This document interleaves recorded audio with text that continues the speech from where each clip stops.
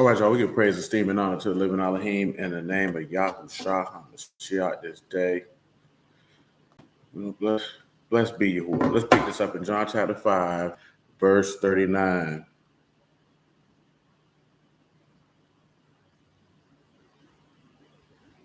Search the scriptures, for in them you think you have eternal life, and they are they which testify of me. And you will not come to me that you might have life. I receive not honor from men, but I know you, that you have not the love of Elohim in you. And come in my Abba's name, you receive me not. If another shall come in his own name, him you will receive. How can you believe which receive honor one from another, and not the honor that comes from Elohim only? Do not think that I will accuse you. To Abba, there's one that accused you, even Moses, in whom you trust. Had you believed Moses, you would have believed me, for he wrote of me. But if you believe not his writings, how should you believe my words? Again, blessed be Yahuwah. Praise be to his Kadesh Shabbat. Let's get this Psalms 137. Rocking and rolling. Psalms 137.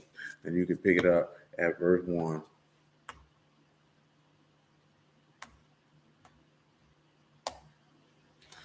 By the rivers of Babylon, there we sat down. Yea, we wept when we remembered Zion. We hanged our harps upon the willows in the midst thereof. For they that carried us away captive required of us a song. They that wasted us mirth, sing us of the songs of Zion. How shall we sing Yahuwah a song in a strange land? If I forget you, O Jerusalem, let my right hand forget. If I do not remember you, let my tongue cleave to the roof of my mouth. If I prefer not Jerusalem above my chief joy. Remember, O Yahuwah, the sons of Edom in the day of Jerusalem, who said, raise it to the foundation thereof, O daughter of Babylon, who are to be destroyed. Happy that rewards you as you have served us. Happy that take and dash your little ones against the stones. We were in the book of Lamentations. Book of Lamentations of Jeremiah. Because we got to deal with at least chapter 1 before we get to the other things in the book of Jeremiah. Because I mentioned this one day and we never got around here to it. So we're in Lamentations of Jeremiah. We'll pick this up at about verse, we'll pick it up at verse 3. Shalom, Brother Reynolds, mine. Lamentations of Jeremiah, chapter 1, verse 3. Yehuda is gone into captivity because of affliction and because of great servitude. She dwell among the heathen. She find no rest. All her persecutors overtook her between the straits. The ways of Zion do mourn, because none come to the solemn feast. All her gates are desolate. Her priests sigh. Her virgins are afflicted. She is in bitterness. Let me see something.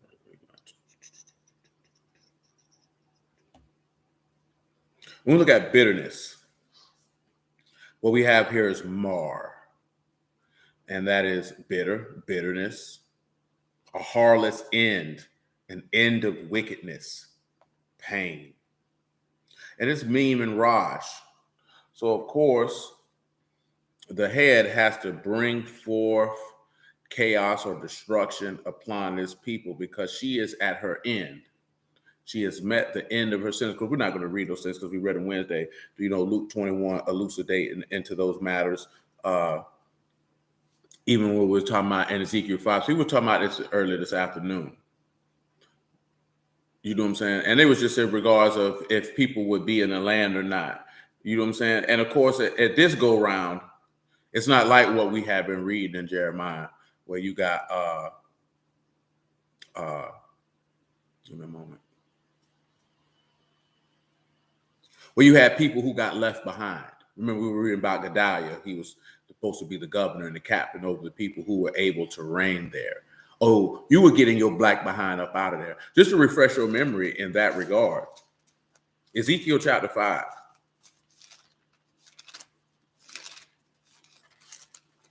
And of course, it's another spot where he told you that you would not see your native country ever again in the book of Jeremiah. He told you you'll never see it again. Now, of course, chapter 4 lays into these things, and we'll take a look at it.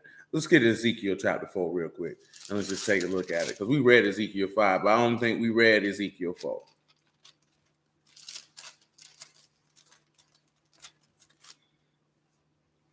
Ezekiel chapter 4 and verse 1. You son of man, take you a tile, lay it before you, and portray it upon the city, Jerusalem. Now let's take a look at that, what all of that means. Take you a tile, because this is a symbol of what is going to happen to this people. And, you know, we talked about some of those things on Wednesday as well. You know what I'm saying? Just in the regards to how the people operate in regards to dealing with Yahuwah. Yahuwah we think that it's a game. Of course, living in America, you know, and I hear people with their different perspectives on different things. You know what I'm saying? And for me right now, you know, it used to be hearing perspective of people in the word and certain stuff.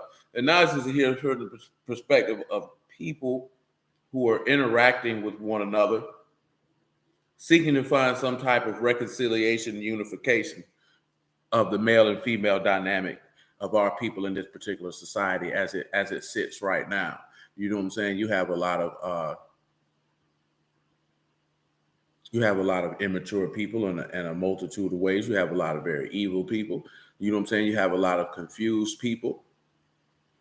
You know what I'm talking about? And most of it is rooted in our own viewpoints of ourselves, and also complete insecurities in the purchasing of narratives.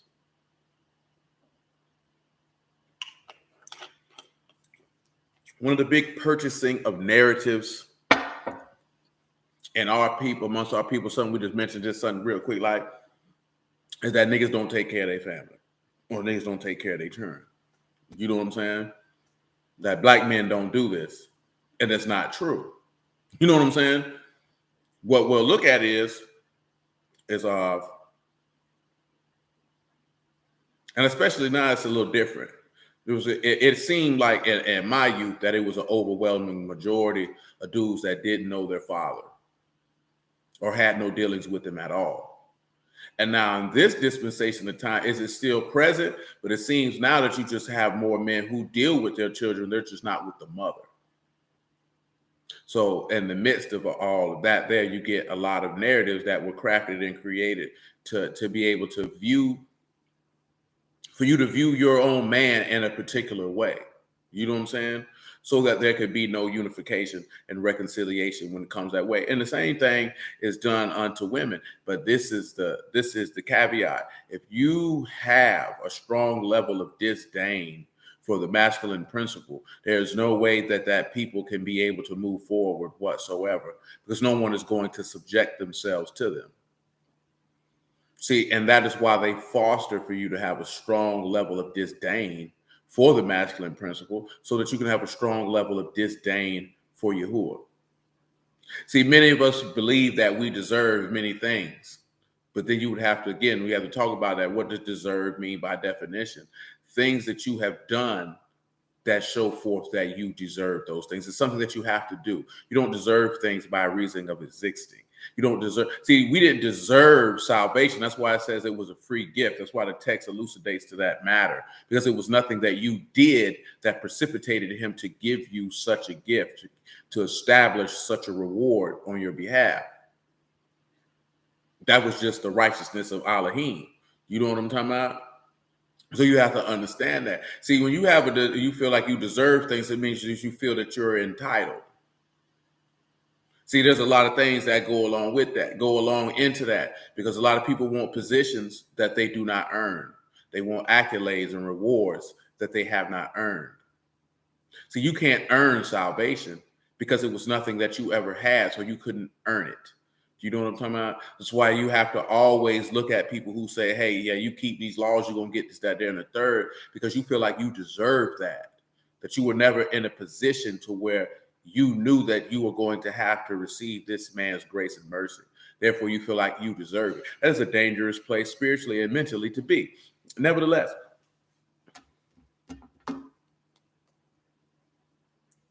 well, let's look at portray upon the city. Let's see if it's panem in this particular, and it is not. It is a word that we are familiar. It is kakak, and that is to inscribe, to decree. So he wants to lay a decree upon Jerusalem, and he's going to do it by telling him to take tile and lay it. And when we look at tile in this particular instance, of course, you know, this is a brick. This is Lebanon. take Lamad, Bat, Noon, and Hay. Go ahead and take this brick. Take some brick and lay it before the city, and therefore inscribe or decree upon this city that this is what he's going to do to it. He say, lay a siege against it, build a fort against it, count a mount against it, set the camp also against it, set rams against it round about. Now they put battering rams before that, but of course you can see if you're reading along that is in italics. So therefore there are no battering rams, just simply rams. And when you look at rams, that is car, and it means battering ram. Also an enclosed riding space or pasture or a meadow. So what are we looking at this when we look at things that we didn't talk about with Mashiach? Of course, we know they laid a siege against him. They built a fort and they cast a mount against him because they came out against him with swords and staves if he was a thief. When you look at fort, that is dayak. And I don't know if you're familiar with what a siege wall or a side wall or a bulwark, but that's just something that is able to fence something in, and that in that regards that it cannot be moved and can be easily taken. Verse 3, is that verse 3? Yes, verse 3. Moreover, take you unto you an iron pan, set it for a wall of iron between you and the city. Set your face against it, and it shall be besieged, and you shall lay siege against it. This shall be a sign to the house of Yasharal. Now, y'all already know how it goes as far as signs is concerned. Now, of course, we're talking about a pan for baking, and it is ma'ak, ba'ath, meme, kot, bat, and tau. Of course, it's a pan, it's a griddle, it's for baking. So he told him to take him an iron pan and set a wall of iron against you in the city, and then set your face against that it could be besieged, and you shall be besieged. This is the first thing that should come to mind. Isaiah 52, if it doesn't. Matter of fact, Isaiah 48. From Isaiah 48 to, I want to say, Matthew chapter 3. You could pick it up at verse 1. We'll run it all the way down. One thing about this people is this is a very stubborn, rebellious swath of individuals. Also, the son we discussed earlier, like we're a very conceited and arrogant generation. You know what I'm saying? And I've told you that on numerous occasions, that we feel like we know more word than people who came before you, but yet you claim that you were so oppressed, so beat down, but you think that you're better. And this was in regards to us discussing something that I told you before. Prayerfully, you've done more research in the matter, and that is the fact that they want you to believe that civilizations before now were very primitive, that these people had no manner of technology, and all that is to create a level of pride and superiority in your heart, that you were better than your ancestors, when your ancestors in general were vastly better than you are.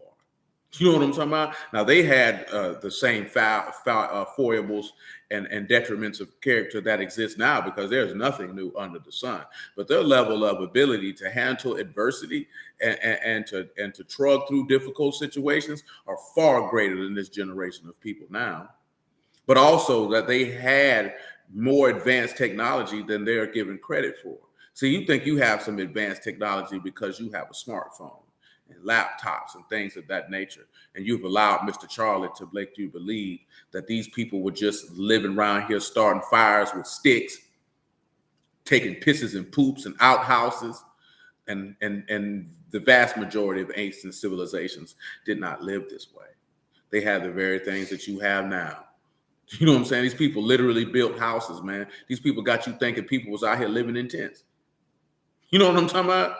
They literally got you believing that people were living in tents, just out here, just living any kind of way. And it's not the case. You know what I'm talking about? It's not the case. That is not reality. You know what I'm saying? You'll be surprised. Now, this is something that I learned at an early age. Of course, it was also in the manual Quiet Weapons for Silent Wars, if you are familiar. And if you're not familiar, you know, Google it and look it up and search it out and find it. But it states in there that they desire to keep everybody on a 6th grade level, and that they'd have no desire for you to know real math real science, real history, nothing at any to give you any type of critical thinking. And before I move on, I'm gonna mention this here because we discussed this earlier. And it was in that video, the Boule video that I shared with y'all in the chat last week, or whatever day that was. You know what I'm talking about? And of course, the narrative of what's going on. See, I've been on this here. I told you before, there is no such thing as an HBCU. They all were created by the Jews of that particular time, funded and created by white men for black people for the purpose of indoctrination. The fact that niggas jump up and down about an HBCU shows the level of intellectual deficiencies that black people have to this day. That they think that they have something that's standalone and so great when you were being indoctrinated. Yes, they did, Kira. They did have sewage systems. That is correct. And they have been indoctrinated at a level of which they cannot understand. Because regardless if it's an HBCU or not, all colleges are accredited by the same system that accredits PWIs, and they set the curriculum that they want imparted to a mass group of people. If you think an HBCU is absent through the purpose for the purposes of indoctrination and the crafting of a mentality of a worker bee type population to follow all the lies, you are a stupid individual. You are living in a fantasy world. Stupid meaning you knowing the truth, but you reject it to deal with comforting lies. You have a mental problem. You understand? And you can see they doing this now. You can take the time, and it might be gone now. You know what I'm saying? I ordered some Jordan apparel off Nike.com. You go on Nike.com right now, and you'll see Megan Thee Stallion on there with her Texas Southern outfit on. Let's see if it's still there. With a whole line of doggone junk. See, they done took it off of there now. It's gone now. Because they said they put it up there for her for graduating, and they had her right up there, and they say you could get your HBCU apparel and have all the HBCU schools and apparel that you could purchase. Now, I know this because I've worn athletic apparel for many, many years. You know what I'm talking about? Nike has always outfitted the mass majority of HBCUs. This is not a new thing. This just didn't start happening. But in the last couple of years, and it is funny because they started it with Carmelo Anthony and Chris Paul. Carmelo Anthony went to Syracuse University. Chris Paul went to Wake Forest University. And they were using these men to say more recruits in basketball should go to HBCUs. Then the first thing, if you were aware of that, the first question you would have to ask yourself is, why are these men doing this? Now, most high quality NBA players didn't go to HBCUs. Most of the legendary NFL players at one time did.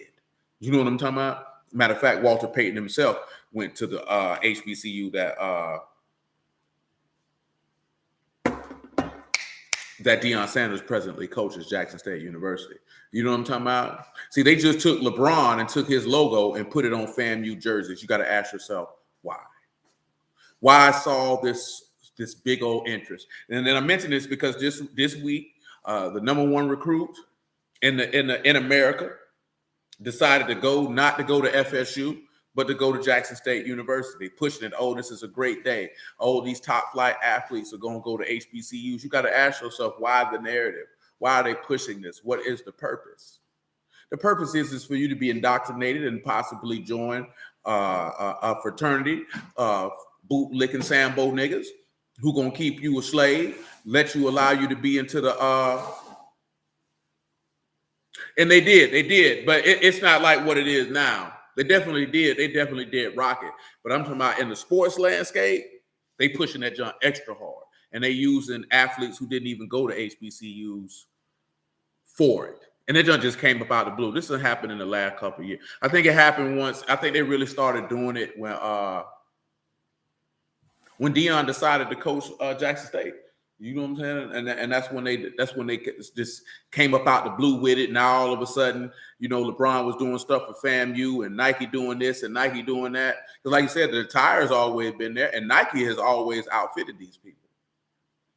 But now it's a big old push. You got Eddie George coaching at Tennessee State. I think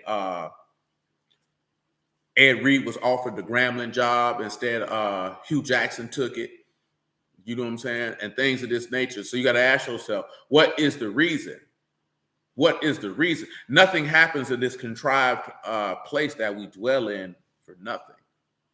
And all of it is, at the end of the day, at the root of it, whether consciously or unconsciously, is to keep you from Yahuwah. And is to keep you to believe in a narrative that does not exist. Because what they like to do, of course, if you don't know what boule means, it means advisor to the king. They like to take a lot of niggas and give them a little fame, give them a little bit of money to be able to shepherd in the next group of niggas that'll make sure that they keep the niggas in control. You know what I'm saying? That's the objective. Absolutely, I agree wholeheartedly. They know you're gonna buy it because you want to look at something that's black. When most of those HBCUs are public institutions, so they take federal money. You know what I'm saying? It's only a handful of them that are private institutions. You know what I'm saying? They take federal money. If they take federal money, then you already know that they're in the Fed's bed. You know what I'm talking about? These are things that we don't even sit back and consider and weigh or even think about. Now, of course, I mention this stuff because this is the stuff that you're dealing with. You're getting attacked mentally and indoctrinated on all sides to believe in a world that does not exist. So you have men and women you have women looking for men that do not exist. You have men looking for women who do not exist. You have people looking to live a life that does not exist. And that's why you have people who are perpetually unhappy. You know what I'm talking about? This is why you have such a high level of depression. This is why you have such a high level of alcoholics and drug addicts. This is why you have a high level of suicide. This is why you have all of these things in this God-forsaken place, because you are searching for a life that does not exist. So therefore, nobody is concerned with duty and responsibility. No one is concerned with working with one another. Everyone is concerned with a delusion and an illusion of life that does not exist. And I've already told you before, one of the first places where they begin to craft young minds in that is in the educational system. And if they couldn't lock it in with you from K through 12, they sure as doodles they ain't gonna lock it in with you if you go to their college institutions. And they're going to, along with popular media, they're going to manipulate your mind to a point and I'm telling you, this is because the level of unhappiness worldwide is not like this. When you go look at research studies and things of this nature, people in other countries are not unhappy like people here are unhappy. So you'd have to ask yourself, if there's so much wealth and opportunity here, why are people here so miserable? You know what I'm talking about? Like, it makes no sense. And everybody has different motivating factors. I'm going to mention this again. I told you before, but I told the brother this here. I was going to wait till tomorrow. I tell you this here. Not like for me, like some people no, they motivated for their family. I'm not. I'm motivated because I was poor. I'm talking about sleep outside of my car poor. You know what I'm talking about? I'm talking about poor like, boy, you got to wash your clothes out in the sink and hang them up and hope they be dry before you go to school poor. Open the refrigerator 3-4 times, hoping some food gonna show up in there, and it ain't type of po. Yeah, that's why a nigga hustle like that. That's why I'll go, it's 6 working days, I'll work all 6. And I get, every time there's a chance to get some money, boy, I'm going to get that. You know what I'm talking about? And be thankful if you never had you had never had to deal with that, because that's a serious concern. But also, it allows me to have the mental fortitude that if L's are taken, and losses are taken and things get difficult, that would not break me mentally, because I've already experienced that. I know how to deal with it. There's nothing that you can do about it. You know what I'm saying? But other than continue to do what you're doing. If you ain't got it, you ain't got it. All that stressing and pressing and doing all that junk ain't going to do nothing for you. You know what I'm talking about? It ain't going to do nothing but frustrate you more. All it's going to do is make you angry and lash out and possibly use intoxicating beverages and narcotics. That's all it's going to do. That's all it's going to do. So it's not an issue. Now, we were talking about it earlier. Some people go hard because they know what they want out of life. I knew that as well. But poverty is a hell of a motivator. You know what I'm talking about? I ain't talking about, you're young and you struggling. I'm talking about, boy, you young and it's outside of your control. You ain't got nothing, boy. That make you go get that. See, what made it come to my mind, because these people ask this question, why do women like felons? And I'm like, bro, I'm a felon, and I wouldn't be considered to be no bad boy or whatever y'all want to describe it. But I just was trying to survive.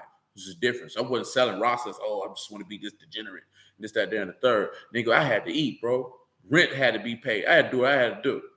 Do you know what I'm saying? It wasn't nothing that I desired to do. Some people don't understand that because you ain't never had to survive. If you ain't never had to really do for yourself and fight on your own, I'm talking about I ain't had nobody to fall back on. It wasn't nobody gonna save me, man.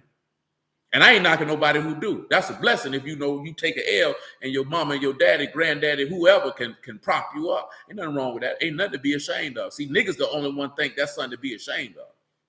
I would much rather say if I took an L, oh yeah, my daddy hold me down. Ain't no big deal. You know what I'm saying? I know he got me. See, we the only group of people, we find that to be shameful. But when you come and you go to looking at this word and then you feel like you read it and what does it tell you? You know, if you take an L, you who there? He said he right there to bound you up right there in his hands and catch you. You ain't got to worry about nothing. You ain't got to stress like that. See, most of us, your daddy didn't come through for you like that. I'm talking about a man. I ain't talking about no woman. You know what I'm talking about? Because if a woman, her daddy took care, she feel like every man supposed to do whatever she want, when she want, how she want, and that's just not reality. You know what I'm talking about? Because every man's not your daddy. Your daddy owe a responsibility to you. That man don't owe no responsibility to do that, to give you what you want when you want, however you want. That's not how that works. But for a man, if you know you could stumble and your daddy can pick you up, that allows you to look at men differently. It's going to allow you to look at masculinity and the role of a father differently. You know what I'm talking about? That's why men need that. He needs to know he can depend on his daddy because that allows him to know he can depend on his brothers. That's why so many men go join gangs and things of that nature because their daddy wasn't there. They know that they need to rely and depend on a man. Other men, I'm not looking to rely and depend on a woman. She's not reliable. She's too emotional. Her moods change too often. I can't rely on her. You know what I'm saying? I need to know when I look to my left and I look to my right, I can rely on the man standing next to me. If I got to go to battle, if I got to go to war, I know I can rely on this man. It's very, very necessary. That's why it's important in crafting the mentality of young men. You know what I'm talking about? I didn't mention this here because there's other stuff mentioned, like, you know, talking about young men. Y'all know, man, my cousin's son, he killed himself 17 years old. Boy, it's hard out here for young men, boy. And don't nobody give a damn. You know what I'm saying? Don't nobody give a damn. Nobody don't care about men, period. You know what I'm saying? Nobody doesn't really care. Nobody cares what he's dealing with and what he got to deal with and navigate through that. And most people don't even sit back to wonder that, especially with young men, because they're processing going from a boy to a man, from going to having no responsibility, that he's going to have massive responsibility. Nobody sits him down and talks to him about that because nobody gives a damn. That he had to make sure that his mental state is cool to know that you're going from a different stage of how you're going to be perceived and viewed and what you're going to have to do in life. Because, son, now you're going to have to be responsible not only for yourself, but other people one day. Does he have the mental fortitude to deal with that? Because everybody knows that man, he has to produce. And everybody's looking at him for everything. He got to solve every problem. He has to heal every emotion. He has to do all of these things. And if he got an issue, it's like this here, right? As a man, you'll have more women like, why do men talk about their feelings? I ain't got no feelings. What do I mean when I say I don't have no feelings? Meaning that if I had an emotion that went through me, I have already processed it, understood it, and left that where it was at. That's not something that I feel the need to desire I want to discuss it ad nauseum if I've already dealt with it. You know what I'm saying? When you're dealing with young people and women, they carry their emotions with them for days. So they have the need. I want to talk about that. Most men don't do that. If I was angry, I understood what made me angry. I'm not angry anymore. There's nothing for me to talk about. I've already determined this made me angry. If I react this way with my anger, this could happen. If I react this way, this can happen. But if I understand that this has made me upset and that I have things to lose, I cannot react in this fashion. Then I'm just going to go on about my business. Now I know if this person here has the ability to make me angry, I will not allow them to have that type of authority over my thought process anymore. And I'm out. That's what happens when you in a mature way of thinking. When you're not in a mature way of thinking, an individual can make you angry and you will respond off your anger and straight up and down let somebody trick you off the streets. You know what I'm talking about?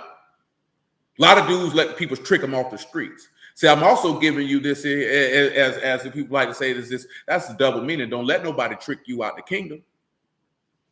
Because see, that's what Satan gonna do. He gonna come and he gonna size you and he gonna move to get you to react in a carnal state to trick you into hell. You know what I'm talking about?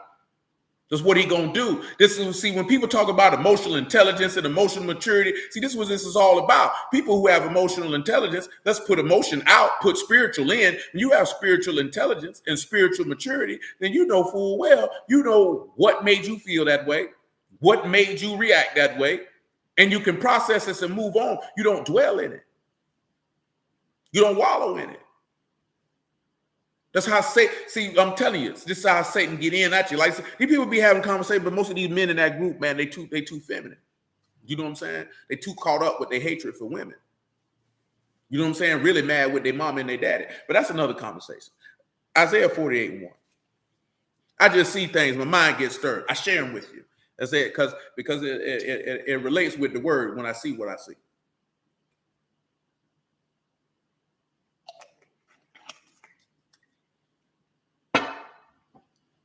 Because definitely seeing that with the young men, like, shoot, I can recall that. Being 14, 15, 16 years old, your reality's changing. You know what I'm talking about? Especially if you poor. That's not different because you are already thinking about, boy, what can I do to get me some money? You know what I'm saying? You ain't thinking how some people is, you know, oh, prom and grad night, this, that, there, and the third. Man, you ain't got no money. You don't give a damn about none of that. Trying to have no fun, nigga. You know what I'm talking about? Trying to trace no hoes. Nigga, I ain't got no money. Nigga, I'm hungry. Nigga, who cares about that? You know what I'm saying? That's why dudes pick up that pistol and put it to people's head, man. That junk, see, that y'all don't know, poverty push niggas to the brink. You know what I'm talking about? But nevertheless, Isaiah 48:1. Hear you this, O house of Jacob, which are called by the name of Yasharal, and are come forth out of the waters of Yehuda. Pause. Now, when we look at we're coming forth out of the waters of Yehuda, we know, and I mentioned Matthew chapter 3, Yahuwah willing, we're going to get around that in a moment. We know that we coming forth from the waters of Mashiach, the immersion, the baptism. See, come on around here and get to John, to Matthew chapter 3. Look, go ahead and do it now. And just if you didn't know, this just came through. They say the Federal Appeals Court has ruled that Biden's vaccine mandate for larger employers can take effect. That is no shock. We knew full well that wasn't going to not pass. Matthew 3:1. Or that the courts were going to uphold that. Definitely not a shock if there was such a thing to be shocked. In those days came John the Baptist preaching in the wilderness of Yehuda, saying, repent you, for the kingdom of Shamaim is at hand. For this is he that was spoken of by the prophet Isaiah, saying, the voice of one crying in the wilderness, prepare you the way of Yahuwah, make his path straight. And the same John had his raiment of camel's hair leather girdle about his loins, and his meat was locusts and wild honey. They went out to him from Jerusalem, all Yehuda and all the region about Jordan were immersed of him in Jordan, confessing their sins. Shalom, man. You know what I'm talking about? And of course, you know, he said when he saw the Pharisees and the Sadducees, he said, you know, you little baby serpents, who told you to flee from the wrath to come? Bring forth fruits meet for repentance. Now, when we're looking at that, you're coming out of the waters of Judah. Come back to Isaiah 41. Because I just want you to get in the mindset of the immersion. That's why I came over there to that. I want you to get, because we still got something else in Matthew chapter 3, but I'm going to get to that in a minute. I want you to come through that in the mindset of an immersion. That you come forth out of the waters of Yehuda. Because he said, oh, house of Jacob, which are called by the name of Yasharal. But we know that house of Jacob didn't come from the southern regions. Coming out of the waters of Yehuda. That's not where they came. Not all of them. That's not where they came from. So it's pointing to something different. And we know that immersion is for us to have a good conscience towards Elohim. It's supposed to be for the washing of the mind. Matter of fact, come over here to Peter, where Peter mentioned that, just because it's in my mind. So therefore, I feel the desire to go ahead and share that. You could pick this up at 20. 1 Peter chapter 3 and verse 20.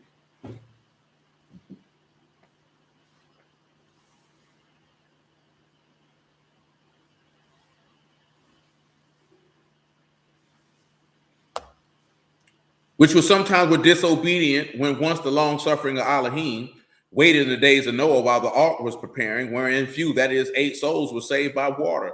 The like figure whereunto immersion also do now save us, not putting away of the filth of the flesh, but an answer of a good conscience towards Elohim by the resurrection of Yahushua HaMashiach, who is gone into Shamahim and is on the right hand of Elohim, Malachims and authorities and powers being made subject unto him.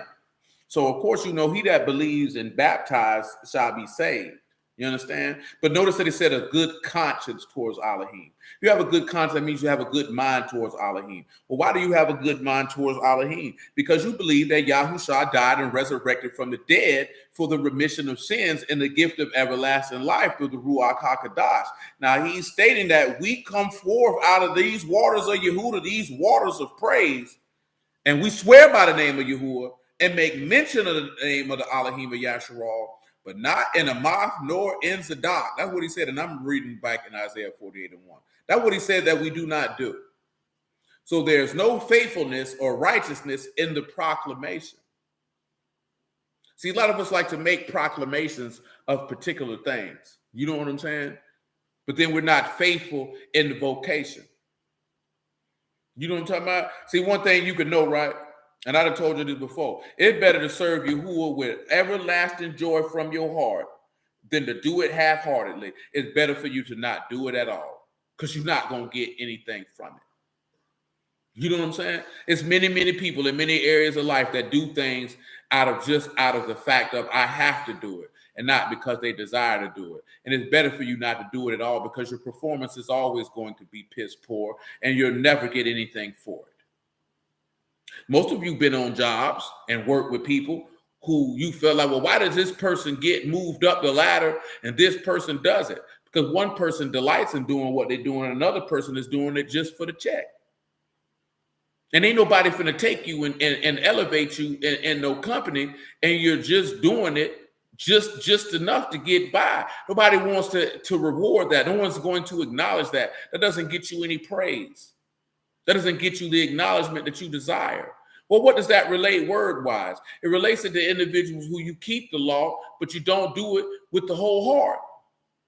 Or as the law say, a perfect heart. So when you're not doing it with a perfect heart, you're not doing it with delight, you're not doing it with joy, you're not doing it with love, that man's not taking that. That is a piss poor sacrifice with a blemish on it. Because anything that's not done by faith is a sin. That's not something you want to do. That's why a lot of people don't get accepted, because you do things begrudgingly. Why would he accept that from you? That's what got Cain removed, because it was a begrudging sacrifice.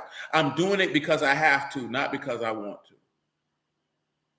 I don't want to do that. You know what I'm talking about? And it was Sunday that I was listening to this video. Let me double check this here. And it was funny how he was doing it. You know what I'm saying? And also when you look at Cain and Abel, let me ask y'all this here. I had to double check before I said it wrong, and I was correct. I just ain't want to say it wrong. Who was the firstborn, Cain or Abel? Who can answer me that question? Who was the firstborn, Cain or Abel? Who knows the answer to that question? Was it Cain or was it Abel?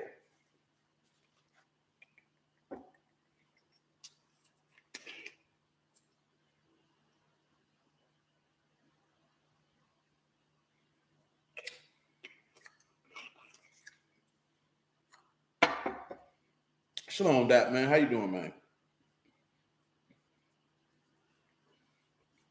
Who was the firstborn, Cain or Abel?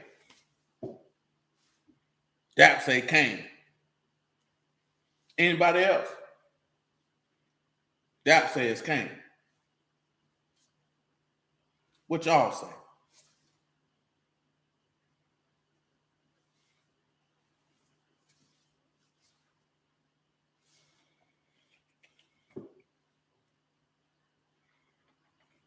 Kira says Cain.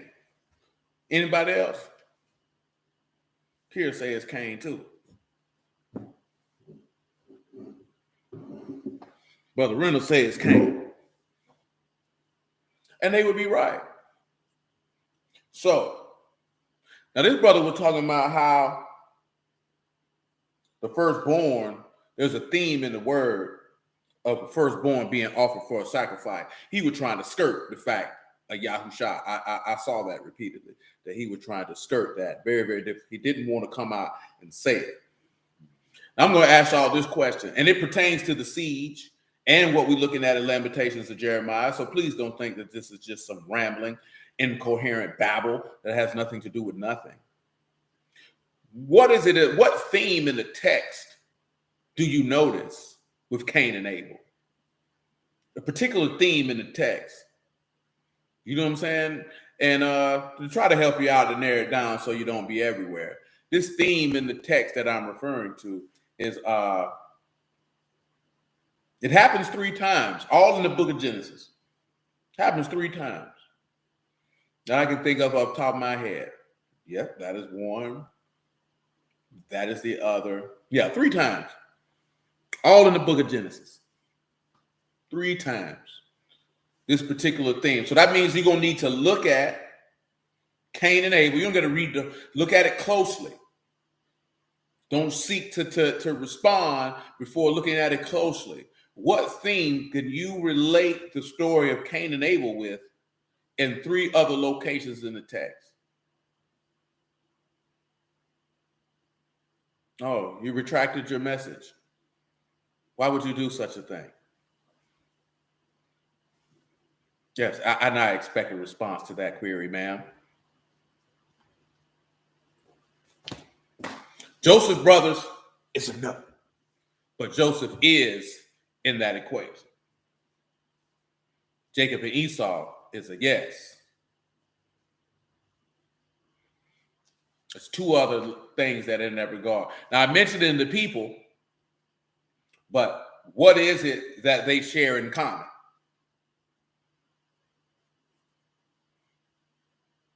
Cain was put out of the land. Word. You know what I'm saying? Well, you ain't got to put all 3, because I ain't expecting everybody to nail all 3. But Jacob and Esau is one of them. Kira just hit the nail on the head. And not necessarily that the firstborn messed up, so the secondborn could get the goods, but that the elder would serve the younger. So you have that with clearly, because Abel is the younger. You know what I'm talking about? And he is the one who is acknowledged. Of course, we know the statement that the elder should serve the younger comes from Jacob and Esau. But then the second one that we would have with that would be Joseph and his sons, with Ephraim and Manasseh, because Manasseh was the elder, but the blessing went to Ephraim, who was the younger. And the third one would be with Perez, and the other one with the T escapes my mind, of the sons that Judah had with Tamar. You know what I'm saying? It's the same type of situation, that the younger is going to serve the elder. You know what I'm talking about? That the one who is considered to be least is going to end up being the greatest out of the lot. Why is that important in regards to what we're looking at? Because it always pertains to things that are of base or lower, that Elohim uses to be able to elevate. These things are important in regards to humility. You know what I'm talking about?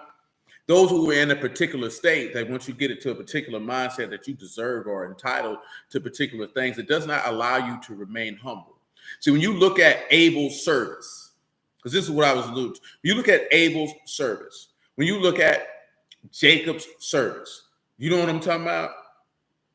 Indeed, again. Yes, sir. Ishmael and Isaac is another one. That is a good catch, sir, by all means. You know what I'm saying? Because Ishmael was the elder and he ended up serving the younger in regards to Isaac, and look at Isaac's service. When you look at the service of those in comparison to the elder, they all did it with delight. Ephraim and Manasseh and Tamar's sons is a little different, because you don't have a lot of detail in what they did. You know what I'm talking about? Because we're not going to hold the works of the offspring of Ephraim and Manasseh to Ephraim and Manasseh's charge. There's not a lot of background story with those 2 men to throw that type of thing on them. When we look at the ones who we do have information on, which is again Ishmael and Isaac, Jacob and Esau, Cain and Abel. The younger served Yahuwah with a delight and a joy of which the elder did not. And this is why the elder ended up in the state that they were in. Because see, that elder is in a position where all rights and inheritance belong unto you. Why is this important? Because this is also the feedback of showing you why you must be born again and become as a child. See, pause. Matthew 18 for a moment.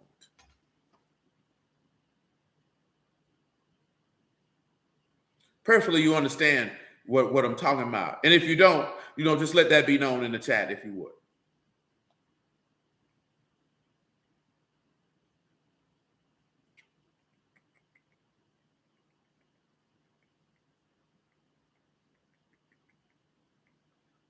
I feel like I'm overlooking this for some reason.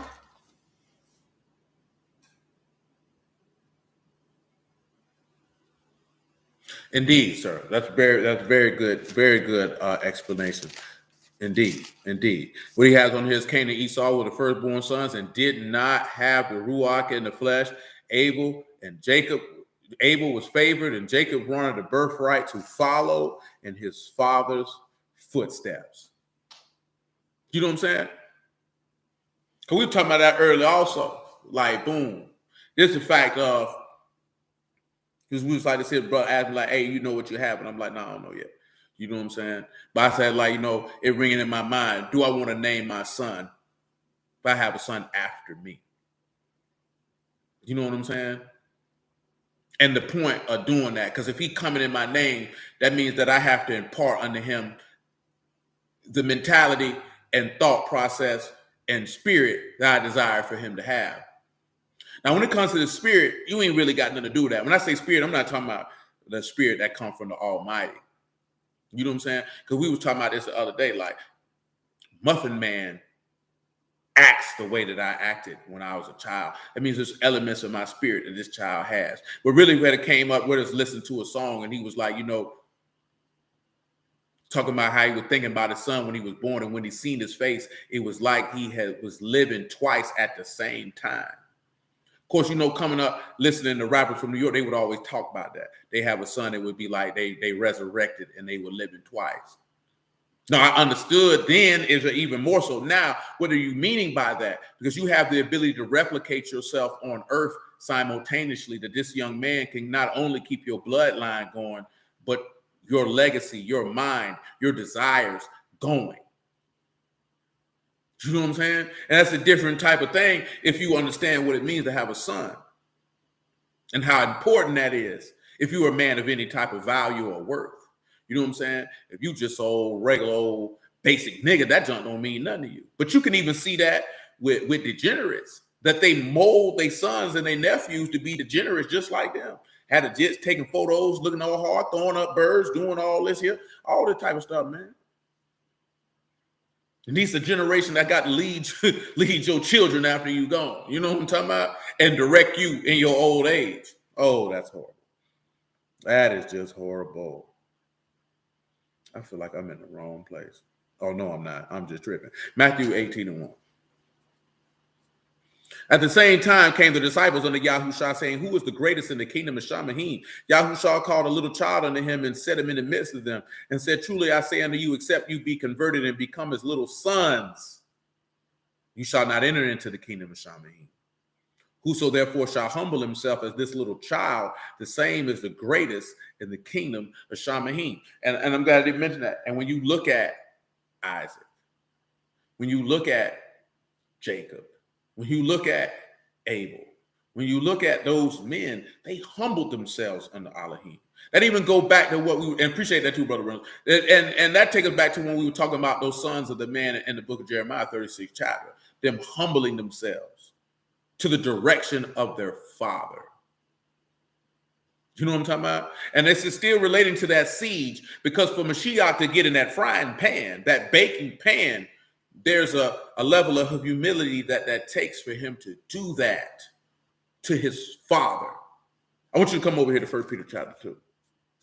And that's why I referenced what I referenced before about the importance of, because they made me think this, because we were talking about a whole bunch of stuff, dude who we was out there at the T-Mobile job that we was at, man. He was just talking about stuff that people were going through after his grandma died with the inheritance and things of that nature. You know what I'm saying? And I'm just thinking about my brother. You know what I'm saying? My brother Ever gave up his whole life, take care of our daddy. You know what I'm talking about? I already told you before, but you know how much you got to love somebody to wipe their butt, boy? Shalom, Brittany. You know how much you got to love somebody to do that, man? But my brother washed my daddy, man. You know what I'm talking about? This man doodle on himself, boy. He cleaned this man up. You understand me? That's real nigga activity all the way around the board. And I remember him telling me, like, you know what I'm saying? Like he wanted to turn back around, do that for Pops, because when he was doing crazy stuff, man, Pops come get him out of jail. Come do this here, come do that there. You know what I'm talking about?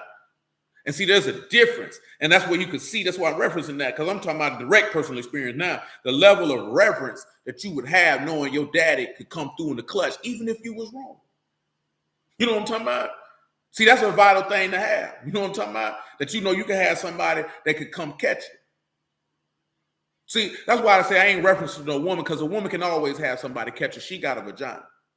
Long as she's somewhat attractive and her vagina work, it's always going to be some nigga who'll be willing to catch her. Now, it might not be the nigga she want to catch her, but it's always going to be somebody willing to catch her, willing to simp for, or willing to be the man she desires or believes that she desires to do it. But for a man, it's different. And you know what I'm saying? Because you're looking for mama to catch you.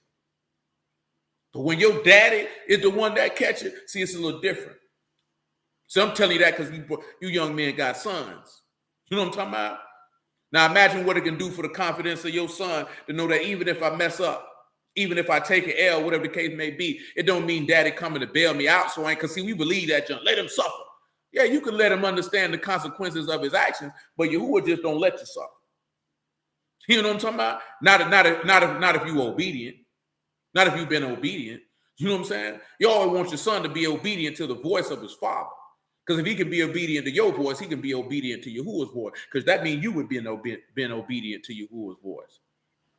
If you've been listening to your father, then surely your son gonna listen to you. You know what I'm talking about? And if your son know he can depend on you, that has a strong dealing in his confidence. And you can see that with the men who we just mentioned. You can see that with Abel, the confidence that he had to give up the right of the firstborn. That's what he did. For Jacob to be willing to, with the worry of taking on a curse. I always reference to you what Jacob said, man. He said, man, if you keep me in the way that I should go, man, I'll give you a tenth of what I got, man. Just give me bread to eat. You know what I'm saying? And give me garments. Let me just get a little ruach, man, a little word, man. It's nothing. That's why when you can read that Yahuwah is going to provide. See, that's even more so since I've been in the word. You know what I'm talking about? I've been told you that. I've been telling people that for years. Boy, when I had an understanding of who Yahuwah was, and I read that Matthew and that man say, take no thought for your life, boy, I believe that with every inch of my soul. I just told my man Quality earlier today, man, there's no cap.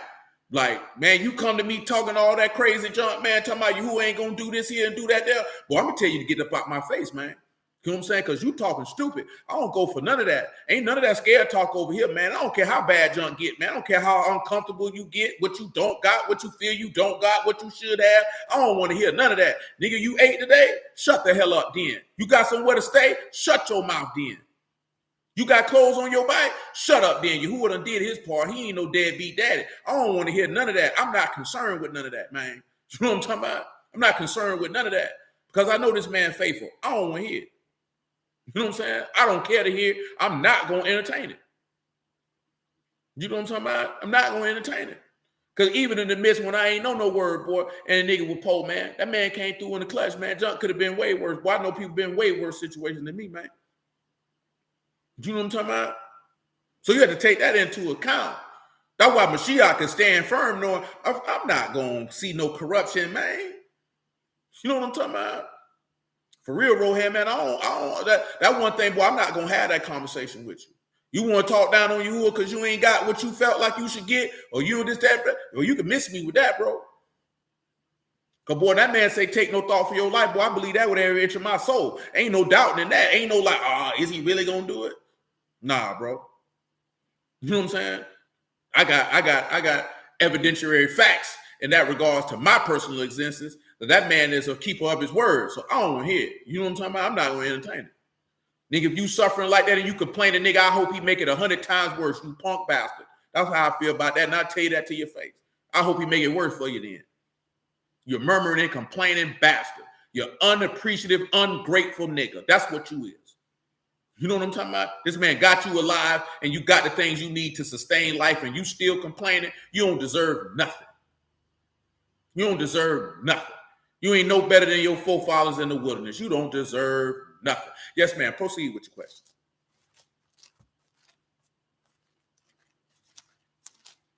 Y'all already know. I done told y'all that, boy. Boy, I ain't had nowhere to dwell, boy. Nigga, I ain't never sleep outside, boy. I'm talking about I was in the word, boy. I ain't never sleep outside, boy, and I didn't go hungry. And I was surviving on literally $200 a week. No, they not necessarily. Not necessarily. You know what I'm saying? Because you know what I'm saying? That's a different type of scenario. But I like your train of thinking though. First Peter chapter 2.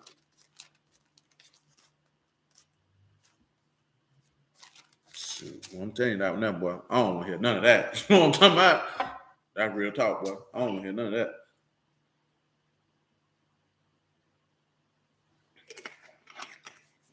Wherefore, laying aside all malice, guile, hypocrisies, envies, evil speakings, as newborn babes, desiring the sincere milk of the word, that you may grow thereby.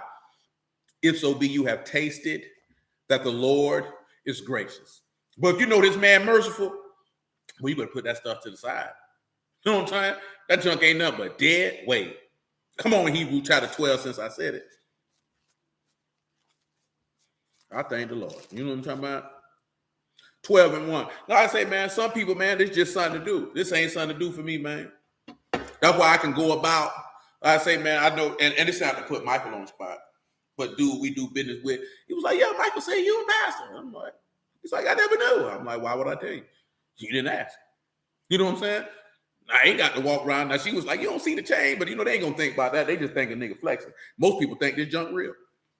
You know what I'm talking about? They be thinking, I'm like, bro, this wood, yo. These are beads. You know, but that's just shout out to the craftsmanship of the man who made it. You know what I'm talking about? But Stanley know that. We done been in public before, boy. I'm not going to say nothing. Ain't got to say nothing. I'm that confident in who I'm dealing with that I ain't got to do all that. You know what I'm saying? Ain't never walk around like it ain't nothing. You know what I'm saying? Because this is a difference, especially people like this here, right? And anybody who done actually dwelt with me, they know this here. And this probably come from my family because we don't talk when we in the house. Like if you come talk to us, yes, we will talk to you. Before I'm telling my cousin like this too now. You know what I'm talking about? Little Muffin, maybe not as much. Nah, I take that back, probably more so. You know what I'm saying? And I think Gregory like this too.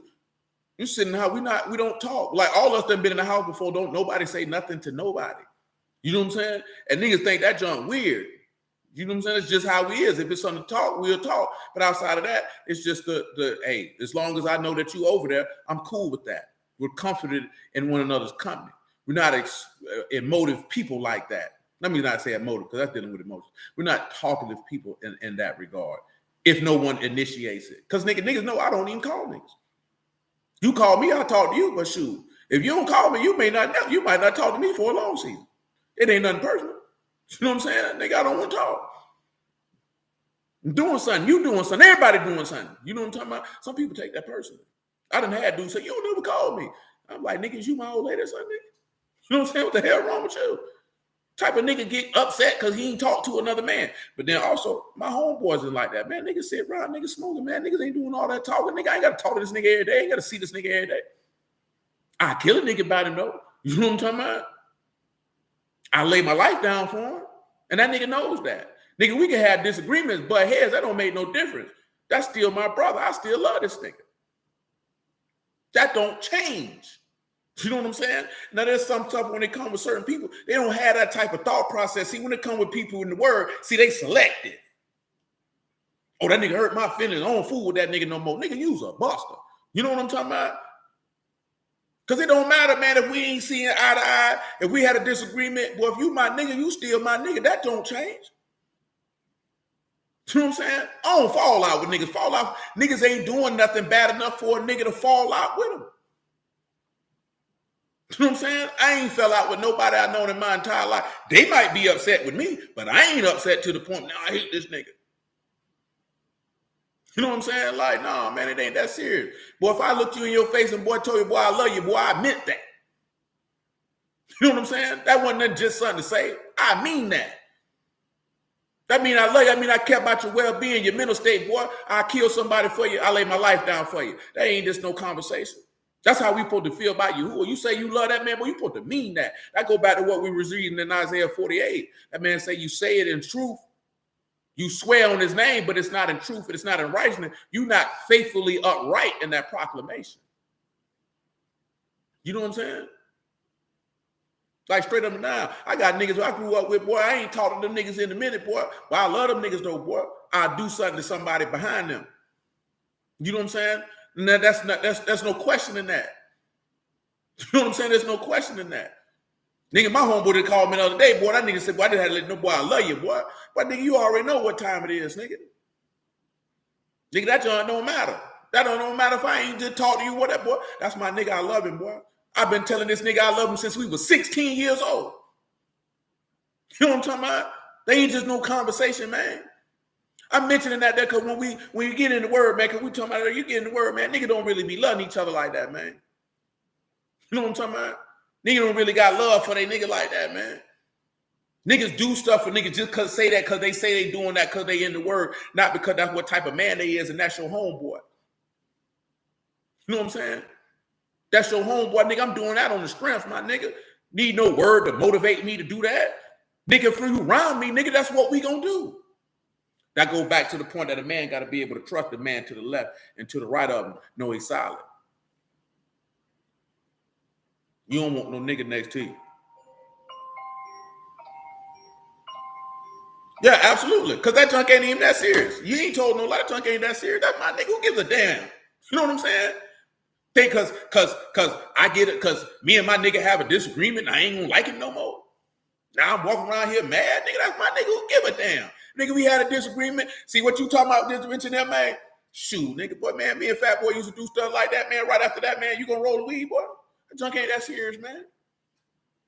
Nigga, if you brothers from time to time, that's why Yahoo shot. Matter of fact, we over there to it. Let me read the Hebrew 12, and then I go back to Matthew 18 just on the strength. Hebrew 12 and 1. Wherefore, seeing we're also compassed about with so great a cloud of witnesses, let us lay aside every weight and the sin which do easily beset, and let us run with patience the race that's set before. Because see, sometimes we got weights, man, it's holding us up. You can't get to where you want to be. Let me go and get that Matthew 18, because I was scanning it when I couldn't find what I wanted to find, and that might have been the reason why the Lord had my eyes run cross.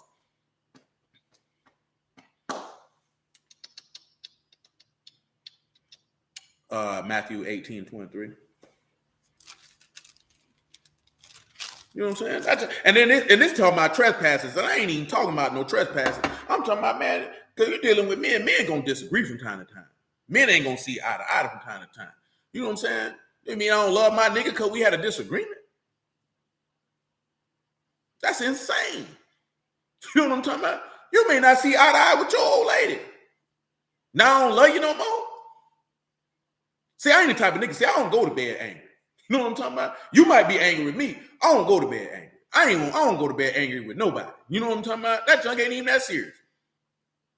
That junk ain't even that serious. That's undue stress. I'm not going to bed mad at nobody. And I would recommend that don't none of y'all do it. That junk ain't good for your soul. Nigga, I done had disagreement with nigga. I be like, man, that nigga bugging. That nigga be all right, though. I just seen a video where nigga was laying in the bed with his old lady. That nigga, she was upset with him. That nigga said, I don't care nothing. He say, lay your head right here on my chest and let go to sleep. She know, I'm mad. That nigga say, lay your head on my chest and let go to sleep. That man ain't care nothing about that because you upset. Nobody don't give a damn about that. Nigga, you'll get over. Nobody trying to hear all that. You know what I'm saying? Nobody don't care. So that's different when you actually love people. You actually love people, man. Y'all can be disagreeing, but you ain't going to bed mad at nobody, man. That junk ain't that serious. Nigga, if a nigga ain't did no gross violation, that junk it really ain't that serious. You know what I'm talking about? It really ain't that serious. I ain't going to bed. If nigga done did with some money, man, bump that money, man. Man, you can get some more. You know what I'm talking about? Junk ain't that serious, man. It's only a few things in life somebody can do where you be like, you know what? Now I can't really fool with you no more. Outside of that, go to bed angry for what? Be angry with you for what? Why am I even angry? That's the question you have to ask yourself. Why is you even upset? And if you upset, is it really worth that if you say you love this person like you say you do? It just don't make sense. But I've always been like that, though. You know what I'm talking about? This ain't 18 to 21. I ain't just start being like that because I've always been like that, man. I don't hold no grudges and I don't stay upset or angry for too long. Well, I move on.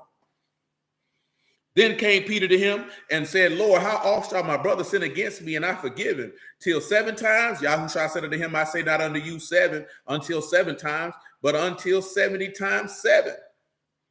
Therefore is the kingdom of Shamahim likened unto a certain king, which take account of his servants.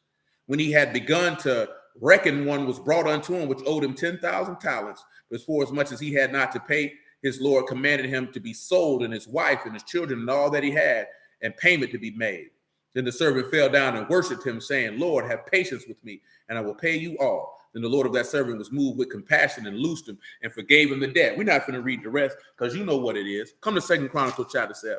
All this is pertaining to what got us into Babylon in the first place, because we wouldn't humble ourselves. You was in great debt. Somebody had to pay the debt, and you wouldn't do it. You know what I'm saying? I said, it ain't in my spirit to be mad with niggas for a long period of time. It just ain't that serious. Because niggas don't know, niggas be like, boy, there'd have been situations, niggas be more mad than I am. I'm like, bro, that junk ain't that serious for me, bro. You know what I'm saying? For what? Not finna let no junk like that ruin my day. You know what I'm saying? When you seen some of your peers go to prison and some of your peers in the grave, boy, you'll get real quick like to realize, boy, ain't nothing out here worth ruining my day. You know what I'm talking about? Yeah, nigga could piss you off and be upset for a moment, and you had to realize, boy, life too short to be walking around here like that, man. You know what I'm saying? It's too short to be walking around here like that, man. People be gone here today, gone tomorrow, man. You could be here today, gone tomorrow. And that ain't what I want in my mind and my heart if I got to check up out of here. You know what I'm saying? That's just me personally. 2 Chronicle, man. Am I even in the right spot? Yes, I am. 7 and 14, if you would. But I get it, I understand, man. We all human. I'm not telling you that, oh, that just makes me some greater individual. That junk just be like, for me, it's just never been that serious. It's just like, nah, I can't let stuff like that weigh me down. I just don't care to live like that. I just see that this ain't beneficial. You know what I'm saying? So I don't care to do it. And especially if I love you, boy, I love you. You know what I'm talking about? And that's it. You can do some junk, man. Hey, man, that junk is what it is. Now, of course, it depends on certain stuff. You know, you may deal or handle people different. It might still be like, well, I don't fool with you. That don't mean I don't love you. I just don't fool with you. That's it. I'm not going to kick it with you because I ain't with that sucker junk. You know what I'm saying? I don't want to be around those sucker niggas. I'm not on that either. You know what I'm saying? You want some sucker junk, you can stay the hell away from me because I don't need that around me, man. Now, you have to really sit back and look at your life like that. Like, I don't really want that around me. I'm not going to keep playing these type of games. You want to keep doing sucker stuff, then you're going to have to do that over there. You're going to have to get your character and your mind in order because I'm not participating in that with you. 2 Chronicles 7 and 14, if my people which are called by my name shall humble themselves and pray and seek my face and turn from their wicked ways, then will I hear from Shamahim and will forgive their sin and will heal their land. See, that's the thing that we don't want to do. We don't want to seek the man's face. You don't want to humble yourself. You don't want to pray. So then he's not going to listen. Because, of course, he's comparing that in that Matthew about forgiving your brother. But when you look at this here, when you go back to that Matthew 18 and you look at the statement, he also talking about how he rendered that unto us. Look at what he said the man did. He said he commanded him to be sold, his wife and his sons. See, let me tell you something, man. Matter of fact, let me do this here. Matthew 18 and 25. But for as much as he had not to pay, his Lord commanded him to be sold, his wife and children, and all that he had, and payment to be made. What can y'all tell me from that verse? What comes to your mind? Let me do it like that. What comes to your mind when you look at 18 and 25? Let me do that. Eventually, we're going to read Isaiah 48, but 18 and 25. What comes to your mind when you see 18 and 25 of the book of Matthew? Talk to me. Tell me what you think. Tell me what you see. Tell me what you perceive and understand. I care to hear your thoughts.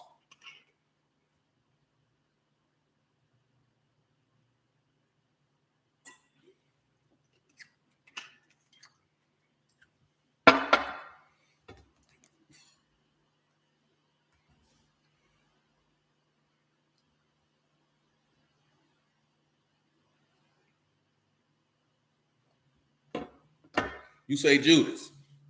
Very well. Why would you say Judas? Anyone else?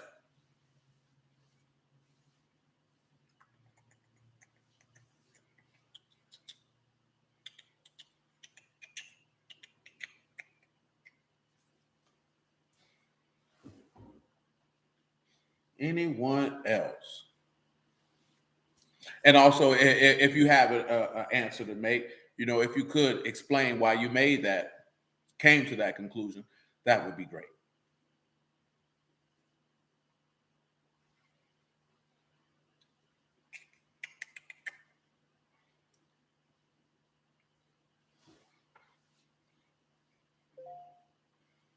Because he gave the Lord up for some money. Okay. Oh, verse 25 of Matthew 18. What comes to mind? And if anything comes to mind, let me know how you arrived at your conclusion. I mean, it's okay. I'm not looking for answers in regards to saying, oh, this person is right or this person is wrong. I'm just trying to see what comes to your mind. Yasharal was sold into captivity. Very well, then, Dap. Very well. Yeah, I'm just trying to see what comes to y'all mind, what direction your thoughts go. That's all. Yes, sir. Yes, sir. On another note, Yahuwah is faithful and just and righteous altogether. Let that be extinct. Let that be proclaimed. Let his name be esteemed. Definitely let that be known. It's funny because in that group I'm in, you know what I'm saying? They were talking about, somebody had posted like how they don't talk about the Proverbs 31 woman. They mentioned the verses like, her husband can let his heart dwell safely with her, that she won't do him any evil. And they mentioned, she mentioned why they don't talk about, in her tongue is the law of kindness and wisdom, and favor is deceitful, beauty is vain. And I was like, baby, what you missing, or why these things ain't mentioned? People can't mention them because you're dealing with a woman who loves Yahuwah. See, when you're dealing with a woman who loves Yahuwah, then of course her husband can be able to trust her because she trusts in Elohim. So she's not going to do no evil, because what love worketh no ill to their neighbor. So even as she sees this man as her husband, she also sees this man as her neighbor, her Rhea, her friend. She's not going to do him any evil. So of course, if she fear Yahuwah, kindness and wisdom is going to be in her mouth. See, that's something that most women of this generation don't have, because most women aren't kind. You know what I'm saying? Most women of this generation are far from kind. When they do show kindness, they usually only show it to children and other women. You know what I'm saying? Most women aren't kind to their own husband. And most of them don't know how to be kind because they didn't see this is the difference, right? And this Brittany, this what go back to what I was telling you the other day. For a woman to really know how to serve a man, she has to learn that from her mother, from observing her mother serve her father. You know what I'm saying? That's where she learned it from. You know what I'm saying? We could say, baby, do, because you could tell a young girl everything correct to do. But if you don't serve your husband with them same words, it was for nothing. You know what I'm saying? Like a lot of women in this generation don't realize that the way you interact with your husband is the way your daughter's going to interact with hers. See, we think if we tell them opposite of what we're doing, that they're going to do that, and they're not. They're not. That's why most young women don't know how to serve a man. That's why most young women don't even want to be married in this generation. They want to be married to be taken care of, but they don't want to be married to serve a man. They don't care to do that. That's why most people don't want to be in the word, because they don't want to serve Yahuwah. See, that's the thing that come up, and I guess ain't nobody else got nothing else to add to that. We at 1:14. I give you another 60 seconds. Most people don't want to, like I said, my wife, depending on who you talk to, when they talk about definitions, it means servant. But at the end of the day, the woman was made to be a helpmeet. She was made to be a servant. Man was made to be a servant to Yahuwah. That's what it is. And when you look at it, you have to serve and put your desires behind someone else's. Or why you say Balaam, Lisa? We don't want to do that because we feel like our desires are paramount. And that my desire should see when you're looking at being a wife, whether you were a servant of Yahuwah or a wife to a man, everything is about that man.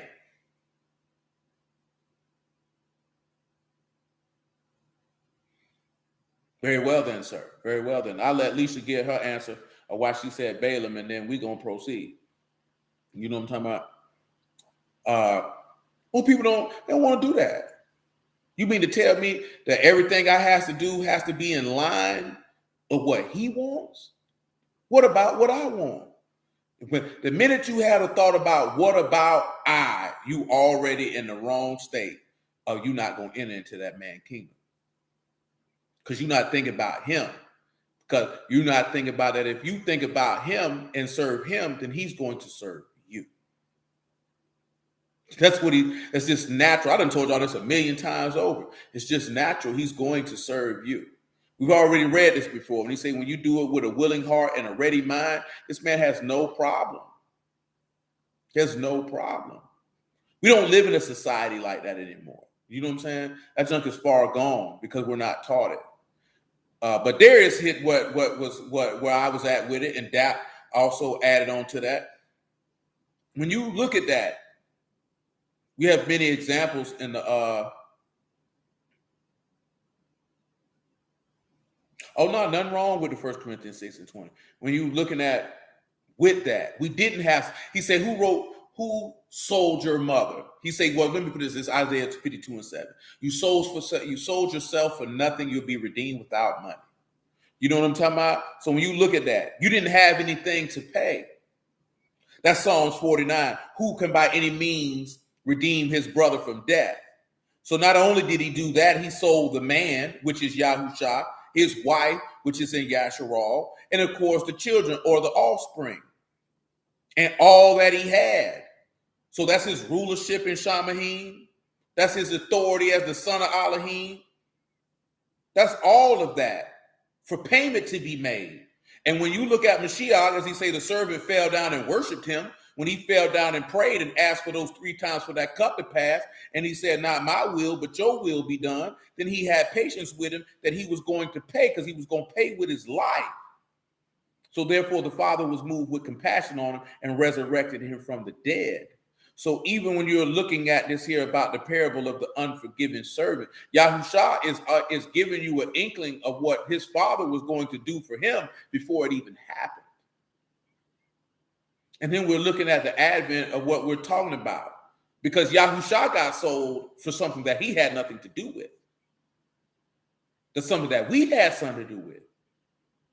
See, we're the only generation of people who make horrible decisions and feel like it's someone else's duty to save you from your stupidity. And if they don't do it, then it's something wrong with them, versus that you're getting someone who's showing grace and mercy to you when you don't deserve it. You know what I'm saying? We just had that conversation, man. Niggas be out here, man, dead broke. You know what I'm talking about? Looking crazy, looking stupid, and then feel like this woman is supposed to come and save him. He has a multitude of bad decisions, and he feel like this woman supposed to do it. Unfortunately, on the back end, women do the same thing. You're reckless with your vagina. You done given your womb to men who are less than worthy, and then you want a higher caliber of a man to save you from those bad decisions, and then get upset if he declines. See, at the end of the day, it ain't nobody's job to save anybody. Because my own employee was talking about that man, like, you know, niggas want to be saved or Captain Save a hoe. And this ain't got nothing to do with if a woman got no tree. He just talking about niggas saving whores, real whores, slut buckets, run-throughs. You want to save them. But see, this is the thing. Yahuwah don't save nobody who doesn't have a desire to be delivered. See, these slores and run-throughs, these are the same people who are stubborn and proud, rebellious and unbelieving. These people don't have a desire to be delivered. He ain't trying to save you from your bad decisions. And Proverbs chapter 1 tell you that he say, turn you at my reproof, and I will pour out my ruach upon you and make my words known unto you. He say, but you turned your back on my words. Therefore, I will laugh when your calamity come, and I will mock when your fear come. Because he say, boy, I'm not simping for you. Since you didn't want to be delivered when I gave you an opportunity at salvation based off the bad decisions that you have made, and you feel like I'm supposed to meet you how you want to be met, I'm going to leave you right where you at. You know what I'm talking about?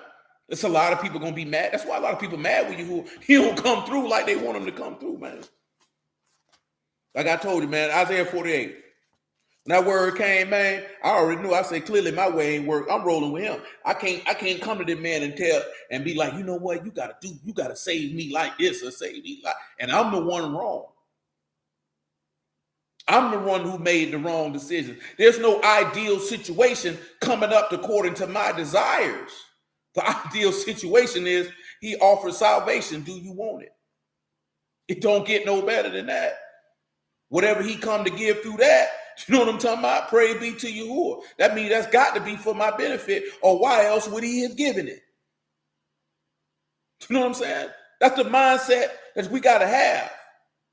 Because I can't come to him and say, well, you know, I sold crack and I did this and did that, but I feel like you ought to give me this, this, and this because I'm worthy of that. I ain't worthy of nothing. You know what I'm talking about? But death. That's the only thing that I'm worthy of is death. I ain't worthy of nothing else. So this man don't owe me nothing.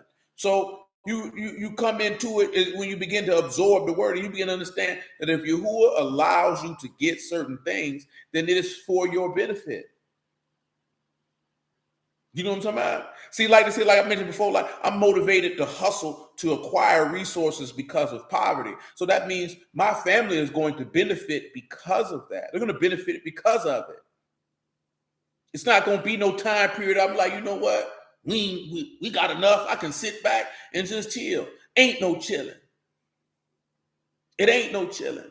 Chill for what? The minute you get fat and lazy, that's the minute it all fall apart. I'm talking about just on a natural level, thinking as a man. Ain't no room for that. You know what I'm talking about? I was listening to something last night. My mind was already there. You know what I'm saying? I ain't going to say this confirmation. It's just somebody like mind. Because my mind was already thinking about, I don't want no more debt. If it ain't some debt that's going to make me some money. You know what I'm talking about? I don't want no more debt. I don't want to buy a car and be in debt. Be in debt for what? You know what I'm talking about? Why do I want to do that? Why do I want to have a debt when I could just lease the vehicle? Nigga, it's a depreciating asset. Can't make me no money. Why I want to buy it? For what? For what? You know what I'm talking about? I want to buy a house. Some days I still be teetering on that because I just don't want to be saddled with no debt. I done went through the majority of my life with no debt. I just don't desire to have it. And never have. You know what I'm talking about? And never have. I just don't want it unless it's going to make me some money. Yeah, I'll get a line of credit, take some money out if it's going to make me some money. If they money can make me some money, you can give me your money. But if you're going to give me some money that I can pay you back for something that can't make me no money, I just don't care to do it. Now, if you know me well enough, sit back and analyze spiritually the correlation between the two of those things.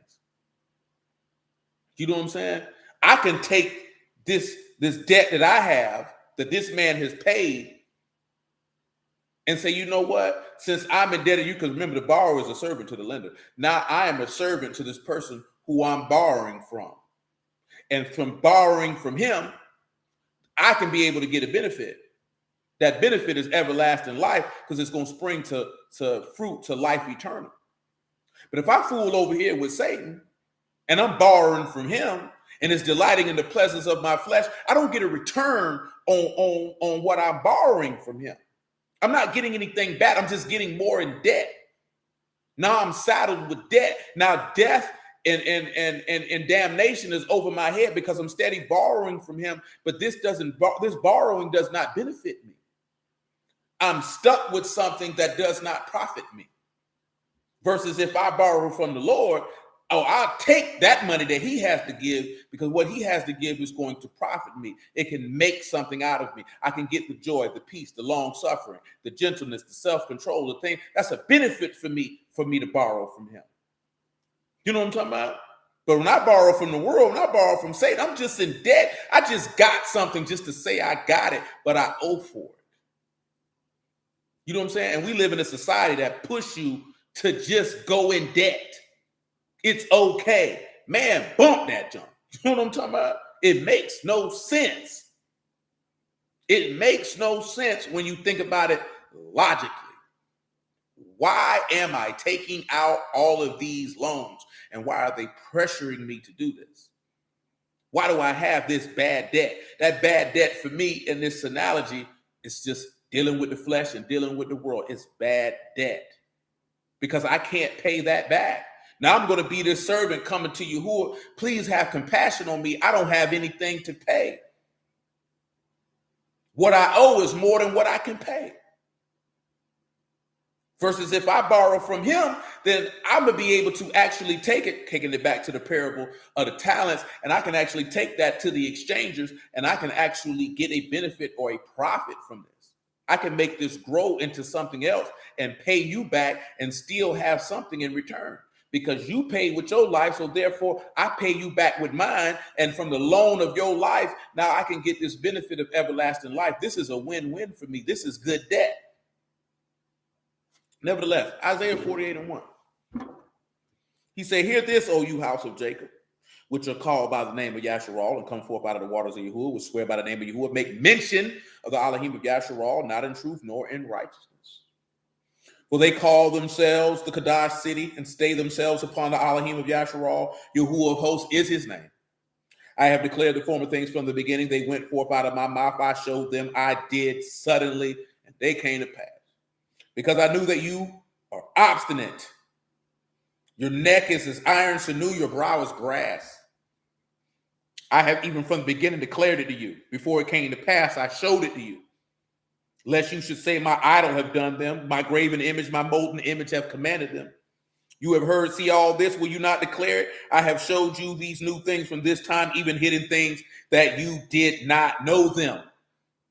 They are created now, not from the beginning, even from before the day when you heard them not, lest you should say, behold, I knew them. You heard not, yea, you know not, yea, from that time your ear was not open, for I knew that you would deal very treacherously. You were called a transgressor from the womb. For my name's sake will I defer my anger. For my praise will I refrain for you, that I cut you not off. Behold, I've refined you, but not with silver. I've chosen you in the furnace of affliction. For my own sake will I do.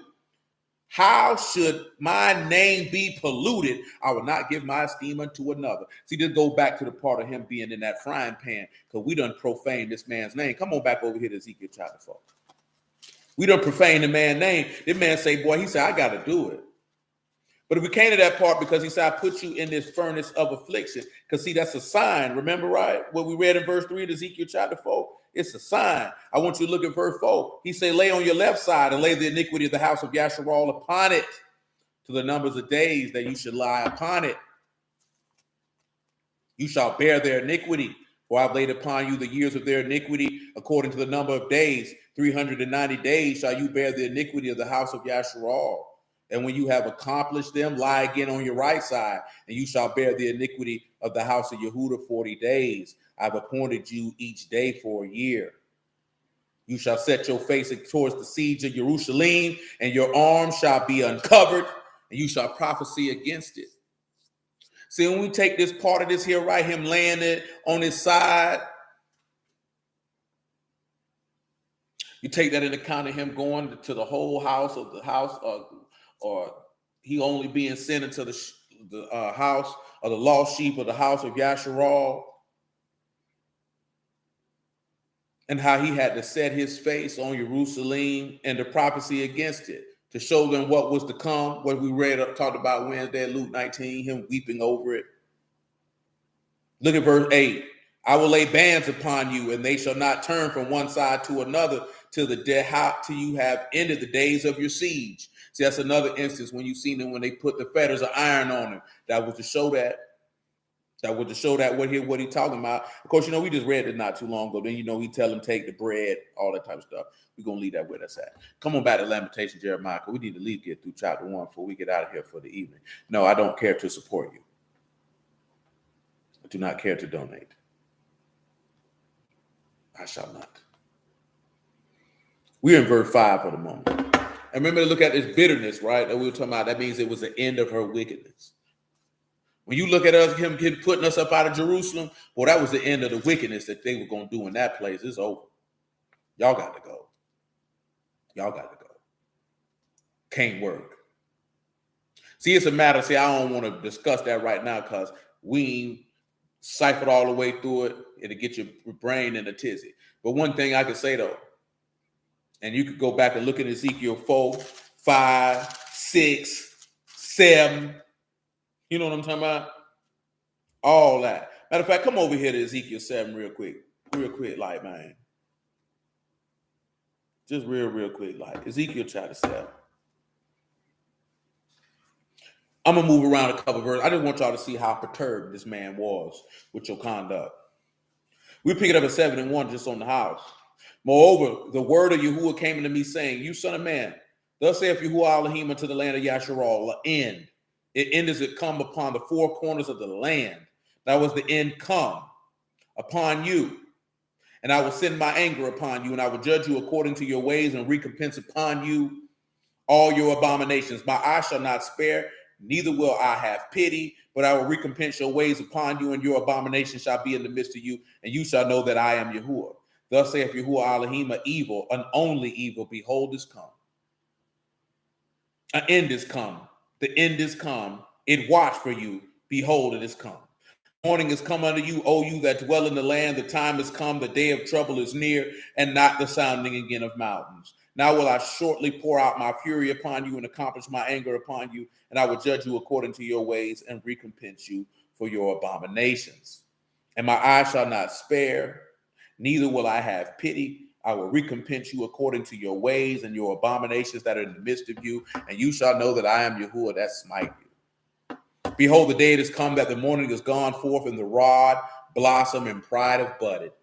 Violence is risen up into a rod of wickedness. None of them shall remain, nor of their multitude, nor of any of theirs, neither shall there be a wailing for them. Because this is what we were talking about. But when that man said he was going to put you out of the land, he meant you niggas leaving.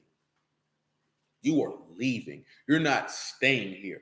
I am going to make sure that none of you remain. You know what I'm talking about? Because remember what I mentioned to you earlier about when we were looking in Jeremiah, when Jeremiah was discussing that, it was people left behind that got to stay there. But this man said when y'all was going to leave out at what he told you in Luke 21, that man said, boy, ain't none of y'all staying here. Just look at what he said, man. None of them, nor of their multitude, nor any of theirs, neither wailing for them. The time has come, the day draw near. Let not the buyer rejoice, nor the seller mourn, for wrath is upon all the multitude thereof. The seller shall not return to that which is sold, although they were yet alive. For the vision touching the whole multitude thereof shall not return, neither shall any strengthen himself in the iniquity of his life. They have blown the trumpet even to make already none go to battle, for my wrath is upon all the multitude thereof. The sword is without, the pestilence and the famine within. He that is in the field shall die with the sword. He that is in the city, famine, and pestilence shall devour him. But they that escape of them shall escape, and shall be on the mountains like doves of the valleys, all of the morning, every one for his iniquity. And all hands shall be feeble, and all knees shall be weak as water. They shall also gird with sackcloth, and horror shall cover them, shame upon all faces, baldness upon their heads. They shall cast their silver in the streets, their gold shall be removed, their silver and gold shall not be able to deliver them in the day of the wrath of Yahuwah. They shall not satisfy their souls, neither fear their bowels, because it is the stumbling block of their iniquity. That man say, everything you got and why you sin. The food you put in your belly, the money you got, and that's the same thing you dealing with right now. The lust of your heart and the things that you desire is the reason why you sin. It's the stumbling rock right before your face, and you too simple to see it. You know what I'm talking about? We still living like that to this day. And this man talking about when he was going to get you up out this land, man. You know what I'm talking about? They keep it rolling though. As for the beauty of his ornament, he set it in majesty, but they made images of their abominations and their detestable things. Therefore, I have set it far from them. And I will give it into the hand of strangers for a prey, and to the wicked of the earth for a spoil, and they shall pollute it.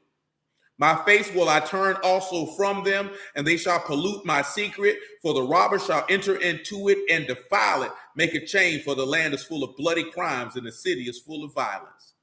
Now, if you weren't aware, you just seen the testimony of Mashiach right here in verse 20. The fourth is the beauty of his ornament, that he set it up for majesty.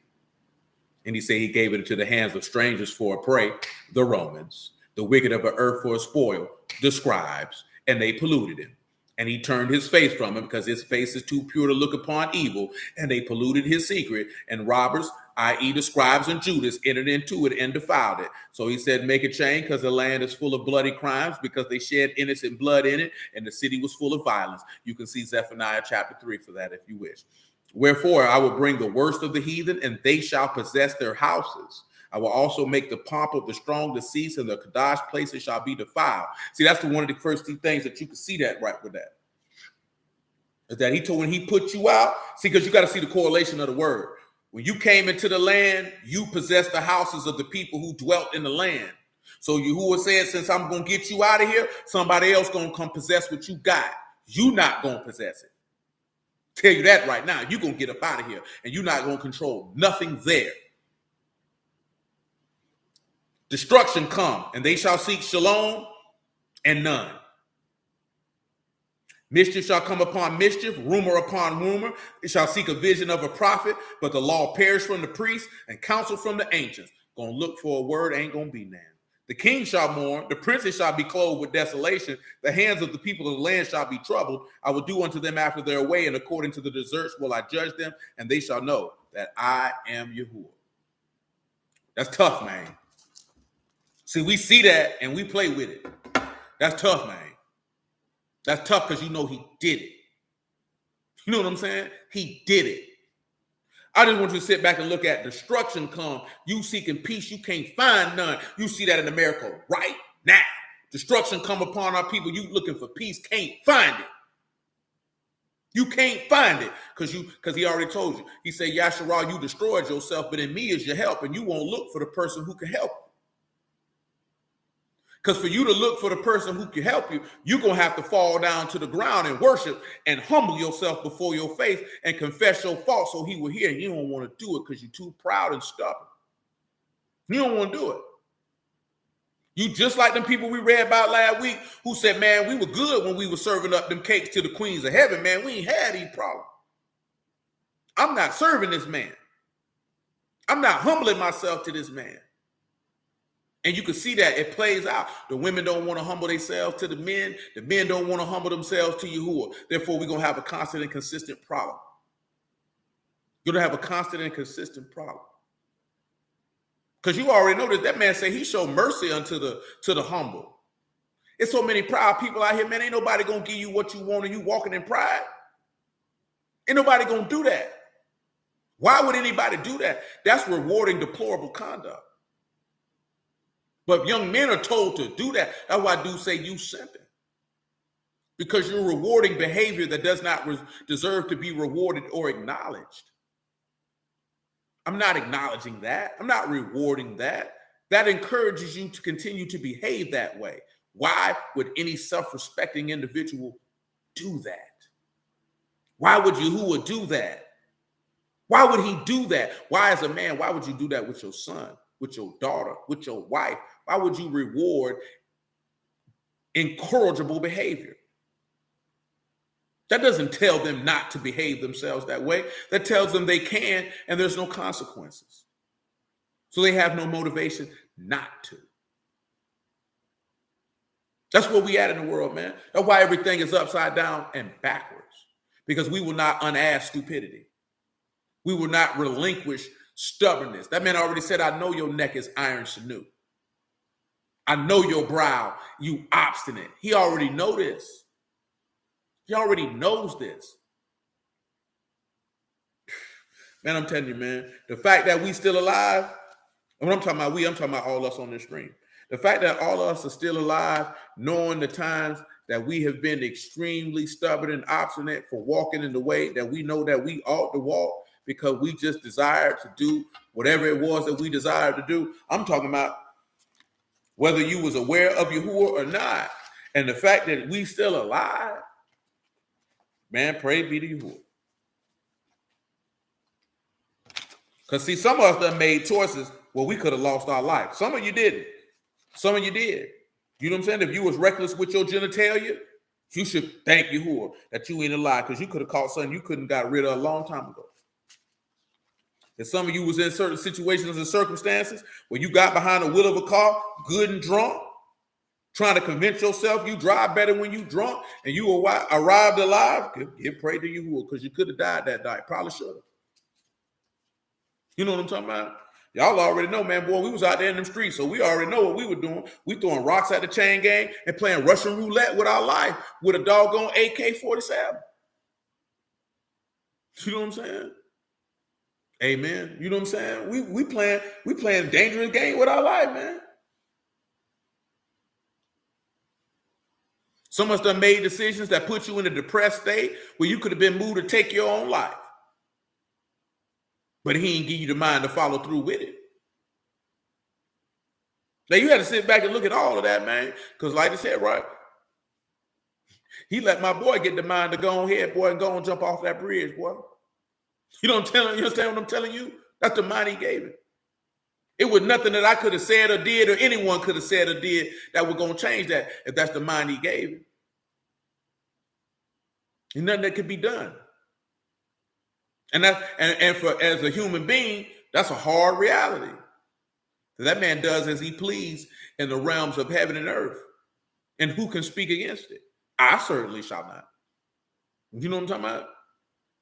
It's just how that junk goes. You understand? And the simple fact, and I'm telling you this because I want you to reflect on your life so that you can be able to identify the times when he showed you grace and mercy and he didn't have to spare your soul alive as it is this day.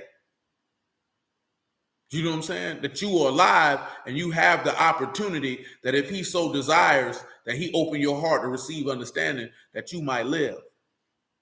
And that's when you begin to get things in life in perspective of what I discussed earlier about, you know what, I'm just not going to let this ruin my day or bother me because I could be in a box. You know what I'm talking about? I done told you before. I think about it periodically from time to time.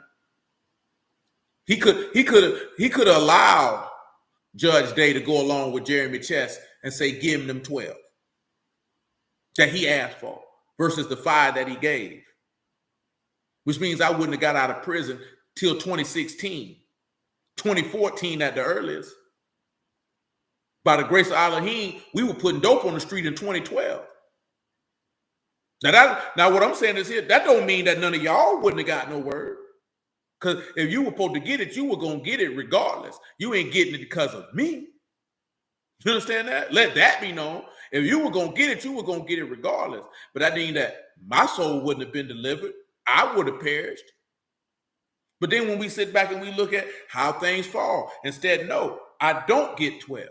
Instead, I get 5. I get out in 2009 to facilitate what he wanted to be done so that all of us could cross paths at the time that he appointed to cross paths for us to get the information needed to deliver our soul from death. That's him showing mercy on us at the exact times that he know that we would have been willing to receive what he had to offer. That's all Yahuwah's doing. That's not a man. A man can't put together a plan that flawless and have it be executed seamlessly in such a fashion. That's insane to even think a man can pull that off. You know what I'm talking about? That is insane. That is insane. That's all him. See, I mention this stuff because sometimes we overlook when this man is working a work and you don't pay attention to it, so you can sit back and be in awe that this man is a righteous Elohim who works and delivers and saves throughout the earth from generation to generation as he has promised. This man is faithful in his word. He has done exactly what he said he was going to do. His word has not failed. He's still delivering and saving as it is at this very moment of which we speak. You know what I'm talking about? That nothing has changed. He is continuing to deliver. He's continuing to give men's minds to humble themselves to righteousness. The question is, will you humble yourself? Will you sit back and acknowledge the greatness of the mercies of the living Elohim? Because, yeah, we talking about him casting us into captivity and everything that go along with it, but it's bigger than that. It's bigger than that. Because even in the midst of you getting cast away, his mercy is still there because you see him talking about his son in the midst of it. Remember, what is the severity of the Elohim, the goodness of Elohim ain't too far behind.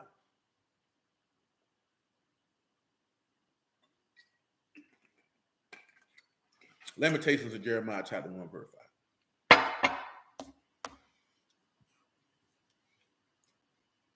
Her adversaries are the chief, her enemies prosper. For Yahuwah have afflicted her for the multitude of the transgressions. Her sons are gone into captivity before the enemy. And the daughter of Zion, all her beauty is departed. Her princes are become like harts that find no pasture, and they're gone without strength before the pursuer. Amen, brother. Amen. Jerusalem, remember the days of her affliction and of her miseries, all her pleasant things that she had in the days of old. When her people fell into the hand of the enemy, none did help her. The adversary saw her and mocked at her Shabbats. I know we talked about that Wednesday, so I'm trying to remember where we stopped at. Jerusalem have grievously sinned, therefore she is removed. All her honor despised, all that honored her despised her, because they've seen her nakedness. Yea, she sighed and turned backwards. Her filthiness is in her skirts. She remembered not her last end. Therefore she come down wonderfully. She had no comforter. O Yahuwah, behold my affliction, for the enemy have magnified. Now that's where we're going to pause. Now, of course, we know magnified is Gadol. It's made itself great. I want you to come to John chapter 16 for a moment. A passage by the grace of Elohim that we done been able to ascertain more in depthly of what's being conveyed. But we just want to sit back and we want to look at John 16 and 7, if you would. I want you to look at this here, right? Filthiness, number one, Jerusalem grievously sinned. We could take a look at 1 Corinthians chapter 2, about verse 4 or 5, and that going on down, where he say, you know, if they would have known, then they wouldn't have slain the prince of esteem. Or what Peter said, he said prayerfully, I hope you did this in ignorance. They grievously sinned. That's why they had to be removed. Now, don't nobody love you. They seen you naked and you've been exposed. You killed Elohim. Now, filthiness is all this here in your skirts, and you didn't remember what your last end was, because Ezekiel told you what was going to happen. That's why you ain't getting no, therefore she come down wonderfully. She had no comforter. So now when you look at Yahushua, my Elohim, why have you forsaken me? Because he took on that grievous sin, therefore he was removed. That's why everyone that honored him despised him, because they saw his nakedness. Remember, he'd been exposed. That's why I say, Yahuwah, behold my affliction, the enemy has magnified, made themselves great, but not just making themselves greater than the scribes and the Pharisees. This is why we over here to John 16, verse 7, let us roll. Nevertheless, I tell you the truth, it is expedient for you that I go away. For if I go not away, the Comforter will not come unto you. But if I depart, I will send him unto you. And when he has come, he will reprove the world of sin and of righteousness and of judgment. Of sin, because they believe not on me. Of righteousness, because I go to my Abba and you see me no more. Of judgment, because the prince of this world is judged. I have yet many things to say unto you, but you cannot bear them now. Howbeit, when he, the Ruach of truth, is come, he will guide you into all truth, for he shall not speak of himself, but whatsoever he shall hear, shall he speak, and he will show you things to come. He shall esteem me, for he shall receive of mine and show it unto you. All things that Abba have are mine. Therefore said I, that he shall take of mine and shall show it unto you. Why am I mentioning this? Because when we look at, right, the prince of this world is judged. See, in that instance, the enemy or death magnified themselves, made themselves great, because in that instance, the enemy seemed to have win. Remember, oh yeah, that's the enemy. Who is our enemy? Our enemy is death. Satan is the adversary. That is our enemy. See, let me tell y'all something so you can understand this here, right? And I also felt like this from childhood. When I felt like this, thought like this, I should say. I never looked at another black man as my enemy. You know what I'm saying? Especially when I was in prison. Whether I'm talking about, well, we all got on blue uniforms. Boy, you are not my enemy. My enemy is clearly these people in this brown. You know what I'm talking about? Because we were just talking about this the other day, boy. They take you in that laundry room and FDOC. Boy, them people thinking about putting their hands on you, man. You understand me? You know what I'm talking about? And I'm sitting here looking at Buddy in here like, boy, who? I remember that doggone corporate. Boy, I was at doggone Gulf Correctional Institution, boy. Doggone corporate, whatever, white shirt. and this little Asian CO done took me in here and all in my mind there, boy, I'm going to fire on the Asian, boy.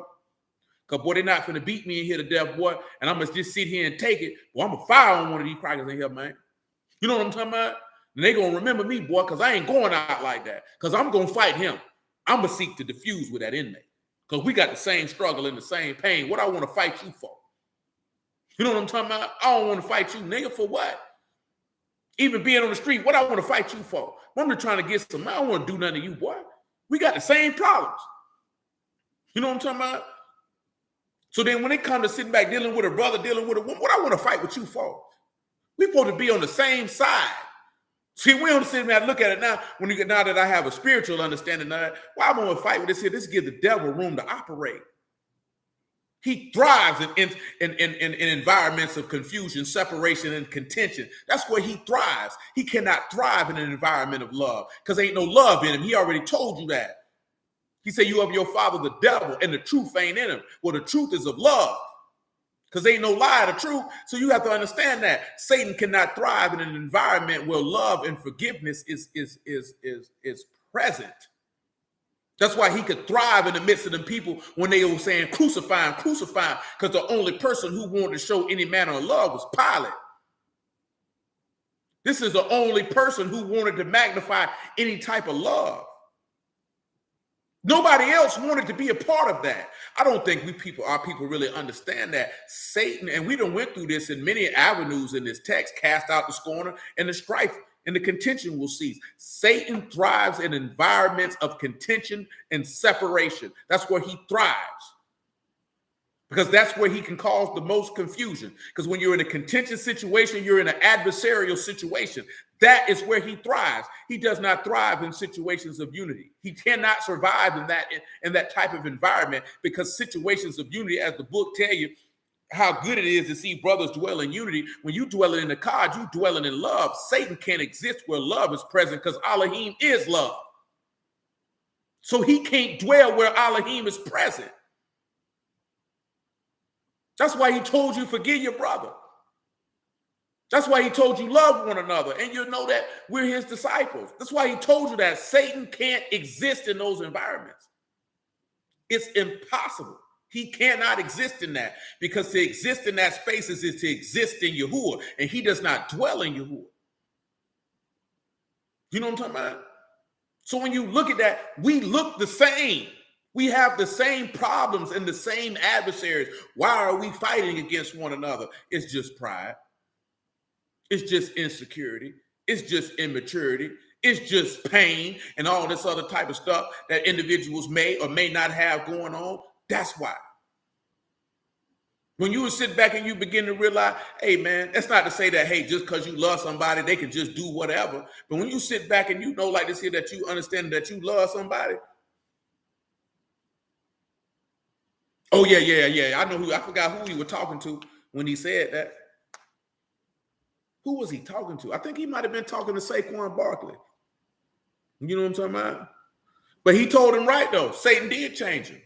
If Satan can move you from having love and forgiveness to being cynical and guarded and this, that, there, and the third, Satan done won. Because that ain't love. That ain't love. You know what I'm talking about? That's not love, man. That's what he wants. He wants you to be against one another. He wants you to be leery and untrusting of one another. That's what he wants because that's where he resides. Environments of love, Satan got to flee because he can't cause no confusion. Where love is present, because there is no confusion in love. It ain't none. That's why he said that we got to crucify our affections and lusts. Because when we in the flesh and we in our emotions, that's when we can get confused. That's where you got to understand, we're not ignorant of his devices. This man is always seeking an avenue to get in. We just the dumb ones to let him in the door. Y'all wouldn't let nobody in the door who was knocking at the door with a pistol talking about he want to rob you. You ain't going to let him in the house. But we just let Satan right on in the house. Every doggone time, and be shocked when he put that pistol to your sock tag and be like, well, let me get that money, boy. Let me get that up out you. Now he pistol whipping you. Because see, Satan ain't going to shoot you. He just going to pistol whip you. He going to hit you with that iron. You know what I'm talking about?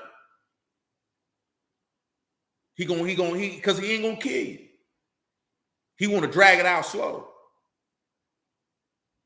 Have you suffer a long, painful death. That's why the book say the way of transgressors is hard. You understand? Show you right there. You know what I'm talking about? You just sit back and look at that, man. I thank you, man. Cause I remember my homegirl, man, that I grew up with used to say that junk, man. When I went to hustling, she was like, "You had done changed." I'm like, "What you talking about?" I said, "Man, I'm just trying to get paid." She was like, "I know." I was like, No. Fundamental. I said, "I always wanted to get paid. I know you don't particularly appreciate the avenue the vehicle that I'm using to try to do it." Because what she was concerned with is that I would be changed fundamentally at heart from being in the street, from who I am. But see, I thank you, who at an early age, I knew who I was. So the world or the people around me were not going to change me. See, this is something that you young men, and you ladies too, if you so desire, I just want you to sit down in a quiet place and ask yourself, do you know who you are fundamentally at your core? Because when you know who you are, you can't be swayed. You can't be swayed. Nobody can't come and tell you who you are. Who are you? Do you know who you are? You know what I'm saying? You got to know who you are. When you know who you are, you can walk confidently through life. And then it allows you to definitely know who is, because you'll, as the text say, you'll see him as he is, because you see yourself as you are. And that's why when that word came and that mirror got flashed on you and you seen you were a wretched sinner, oh wretched man who would deliver me from the body to death, you would fall down at your knees and give praise to Yahuwah that he offered the gift of salvation and the fellowship in his throne. But you got to know who you are. A lot of people don't know who they are. That's why they easily sway. That's why they follow trends. You know what I'm talking about? That's why they look at stuff and say goals and this, that, there, and the third, because you don't know who you are. So you're trying to identify and live vicariously through who you think you are. You know what I'm saying? That's why everybody want to be a star now. Everybody want to be there. That's why I tell everybody, I'm a king. No, you not, nigga. You don't even know who you are. Talking about you's a king. If you open your mouth and say that and you can't definitively elucidate why you a king, you don't know who you are. You trying to latch on to something because you got an identity crisis.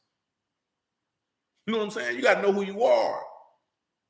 How you going to be able to raise your son to be a man and you don't know who you are, nigga? How you going to do that? It's impossible. You got to know who you are. That go back to what we were talking about last week, man. After we got, I think I mentioned on tape, like, I'm not doing nothing I don't want to do. I ain't going nowhere I don't want to go. I'm not doing nothing for nobody if I don't care who you is. You know what I'm talking about? Mama, daddy, wife, son, daughter, it don't make no difference. If I ain't on that, because I know who I am, I'm not doing that. If I'm not doing it. Because I know who I am, and my life is not going to be any worse if you decide to depart for me to compromise who I am to please you. You know what I'm talking about? Like, no, I'm not on that. I'm not on that. I ain't get taught it by my people, but dudes in the street definitely taught me, like, I wasn't given the game that it was my life to move around and please a woman. I was told that woman supposed to please you. So I'm not breaking my back to please you, and you ain't moving to please me. You move to please me, I give you what you want. No problem. I ain't got no problem with it because you doing your job. But I'm not living my life to please no woman. I utterly refuse. I ain't finna be no slave to no woman. I'm not doing it. You know what I'm talking about? I done seen men around me do it. It's not a life I want to live. I've seen it firsthand that niggas who live their life to please a woman, it never worked out well for them. I'm not doing that.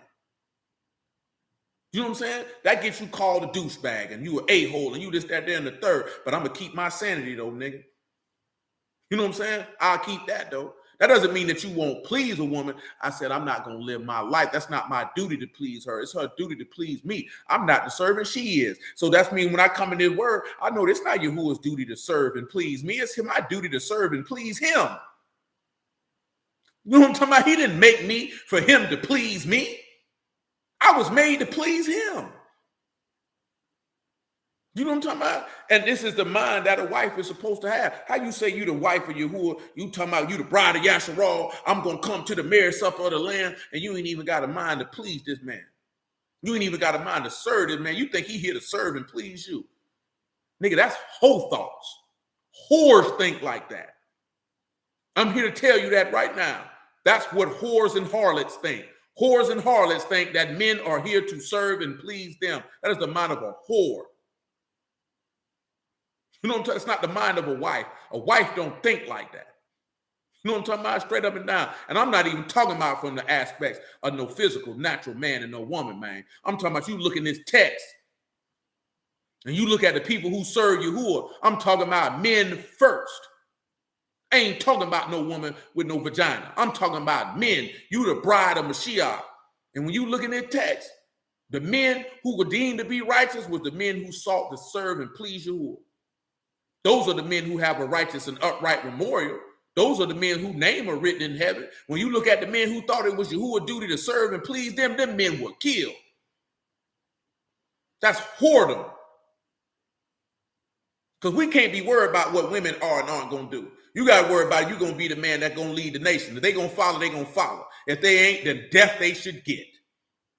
That's male or female. And that's what we too worry about. We worry about the people who don't want to follow. Who gives a damn about who don't want to follow? Mashiach ain't even care about who didn't want to follow. You don't want to follow, you ain't got to follow. We're going to focus on the ones who do. That's all you can do. See, that's what some people say. We can't preach to the choir. Lying to me. You're lying to me. We put the information out there for all to get it. But boy, we're going to focus on those who in the house. I can't make you come in the house and the door wide open and we telling you to come in and you say you like it outside even though it's raining. We telling you, boy, it's raining outside. Come in the house. Oh, I'm good. And you think I'm finna beg? I'm going to shut the door and let you stay out there. That's it. As simple as that. But see, that's another conversation. They don't like that. See, that's a little different. Come on back to Lamentations. That's a little different. We feel like we ain't supposed to do people like that. But you're not doing people like that. They're doing themselves like that. They're doing themselves like that. Just imagine. God forbid that even occurred. But just imagine when Yahuwah called for you. And you said, nah, I'm going to stay outside in the rain. You know what I'm talking about? Because you felt like he supposed to chase and begged you. You know what I'm saying? Just imagine that. Just imagine that for a moment. That when the call came, and some of y'all fought the call. Some of y'all resisted and kicked and screamed. Do you know what I'm talking about? Because your flesh was welling up. You wanted to stay alive. But praise Yahuwah, he gave you better sense than that. Praise Yahuwah, he gave you better sense than that. Because we know that's not everybody's story. Everybody just ain't jumped down right off the top because you went to think about what you thought was going to be a loss. Because we all know, man, you get accustomed to the world, man. You get accustomed to the trappings of it. And it seems like these things that we get attached to is such a great loss until he begins to allow you to understand that you really didn't lose. What you thought was a loss really wasn't a loss because you gaining so much more because what you lost was weighing you down. It was really dead weight. It was unnecessary baggage. You know, the hate, the envy, the jealousy, the pride, the lust of the flesh and the lust of the eyes and the pride of life and all this other stuff that we were looking at, you really begin to understand that just like we read in Hebrews 12, this is weight. Dead weight that's stopping you from getting where you wanted to be. And see, the beauty of Yahuwah is where you didn't even know that Jerusalem was where you wanted to be. You didn't even know that for real. Because I know I didn't. You didn't even know that for real. You didn't even know that in the presence of Elohim is where you wanted to be. You didn't even realize that deep down in your soul, that's where you always wanted to be. It was along in there. You couldn't explain it. You couldn't put your thumb and finger on it. You know what I'm talking about? You couldn't do it until he revealed himself, and then you say you understood. That's where that came from. That's what that was.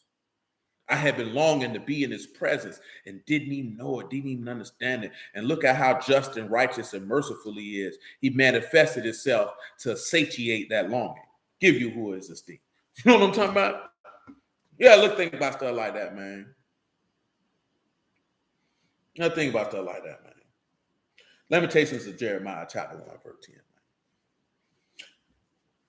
The adversary has spread out his hand upon all her pleasant things. She has seen the heathen entered into her sanctuary, whom you did command that they should not enter into your congregation. All her people sigh, they seek bread. They have given their pleasant things for meat to relieve their soul. C-O-U and consider, for I have become vile. When we have vile here, we have zalal, which is to be insignificant, to be worthless, to be made light of. Yahusha had become worthless to these people. You know what I'm saying? In the eyesight of some people, you've become worthless. Remember, to be worthless is to be, they don't see you to be valuable or to be useful. That's why he say, rejoice when men separate themselves from your company and speak all manner of evil against you. He said, for they did the prophets likewise. Never be upset when people separate themselves from you. It's nothing to be upset about. You know what I'm talking about? It's nothing to be upset about. Nothing to be upset about at all. Not if you serving you who you're kidding about. Oh, now you don't want to hang with me. So what? He said they didn't feel this way when you was running to the same excess of riot. That's what Peter told you. Come on, look at it. What Peter told you that at, man.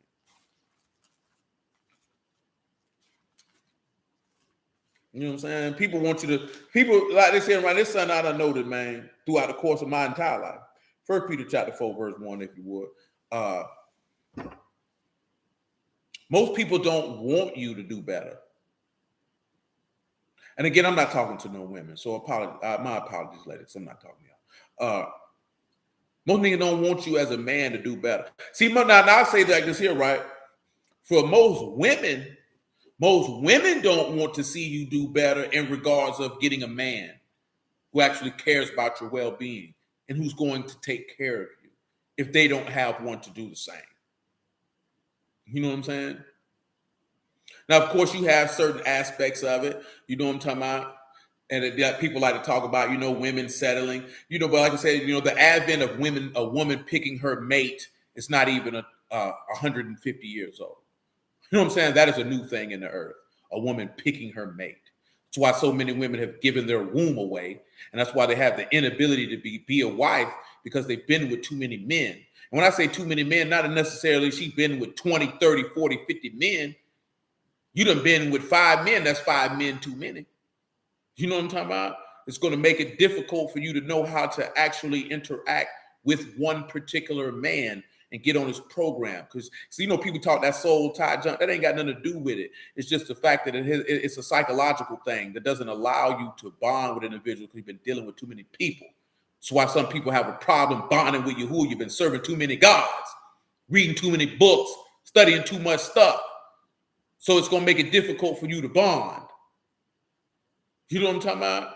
Because you're dealing with too many different individuals that desire too many different things. And of course, how a woman minds work is they want to take all the positives of all the men that they dealt with and meld them into this one man who does not exist. Because you want to take the elements of this dude and the elements of that dude and the elements of that dude to make this perfect man. That is mentally insane. You know what I'm talking about? That is insane. But when you deal with men, when a man doesn't have any desire to better his life, he doesn't want to see the men around him do the same. That's where the envy and the robbing and the killing come from. Because if you were sitting out here with me broke, and now you pulling up in the Benz, you pulling up in the Lex, you coming through in the truck, you sitting tall, rim shining, your gear fresh, you're smelling good, jewels is shining, if that's what you choose to do. Niggas be mad, but they mad because they didn't have the desire to put in the work, so they got to talk about you. And that ain't no different than with the word. Everybody don't want to do what is necessary to be saved.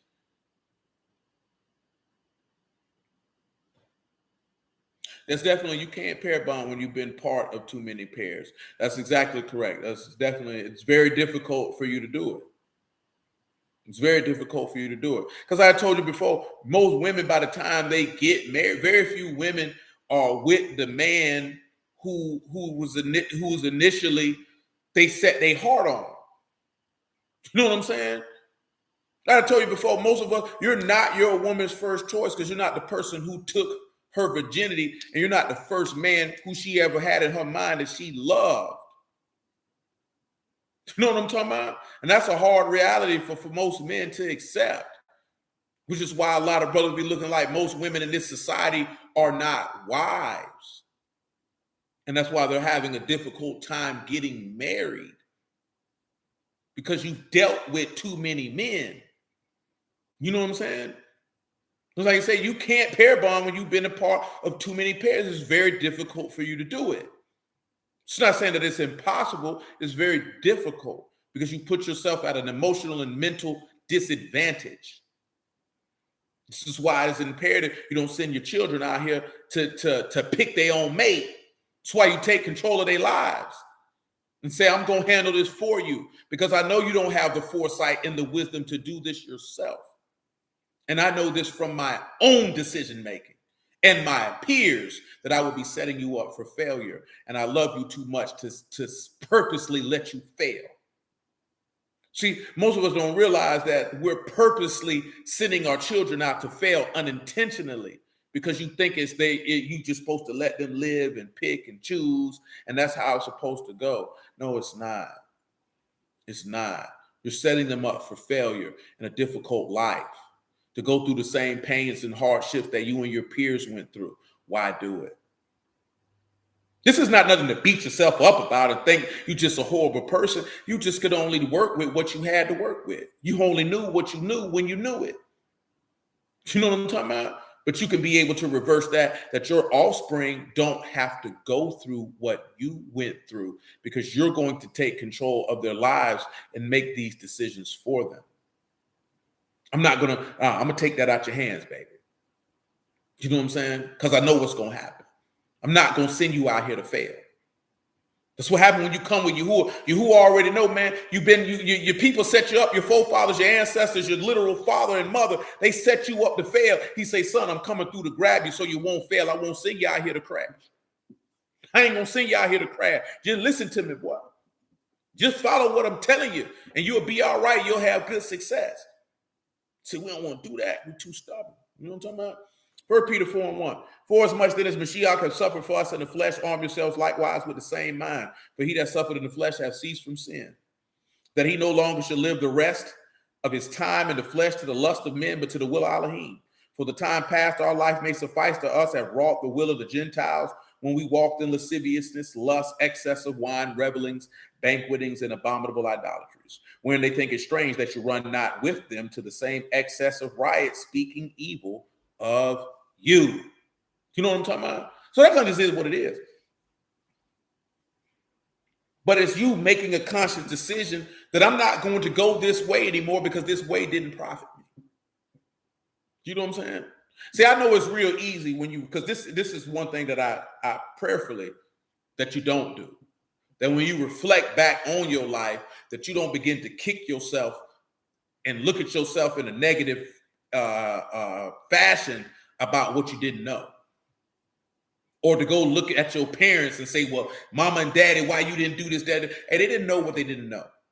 They couldn't execute what they couldn't execute. That junk just is what it is. You know what I'm saying?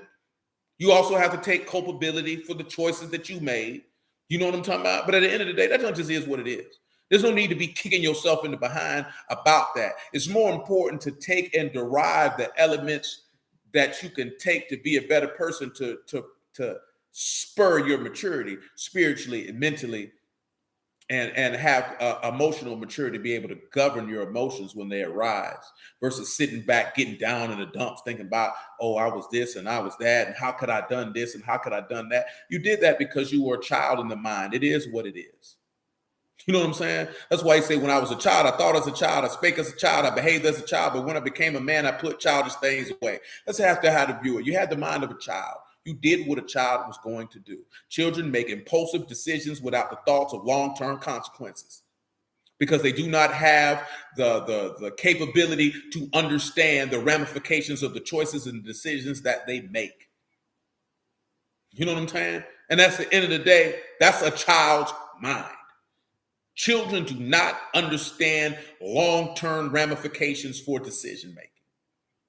This is why women are compared to being as children, because women usually do not sit back and think about the long-term ramifications of the decisions that they make. Men do not have that luxury to not consider the long-term ramifications of the decisions that they make. That is why it hurts women more in depthly, you know what I'm saying, for lack of a better word, when they look back at the bad decisions that they made. That's why it bothers them for such an extended period of time versus a man. The only thing that bothers a man very in-depthly is when something doesn't work out with the woman, because women do not love with their heart like men do. They will try to tell you that they love hard and this, that, there, and the third, but women do not love you like you love them.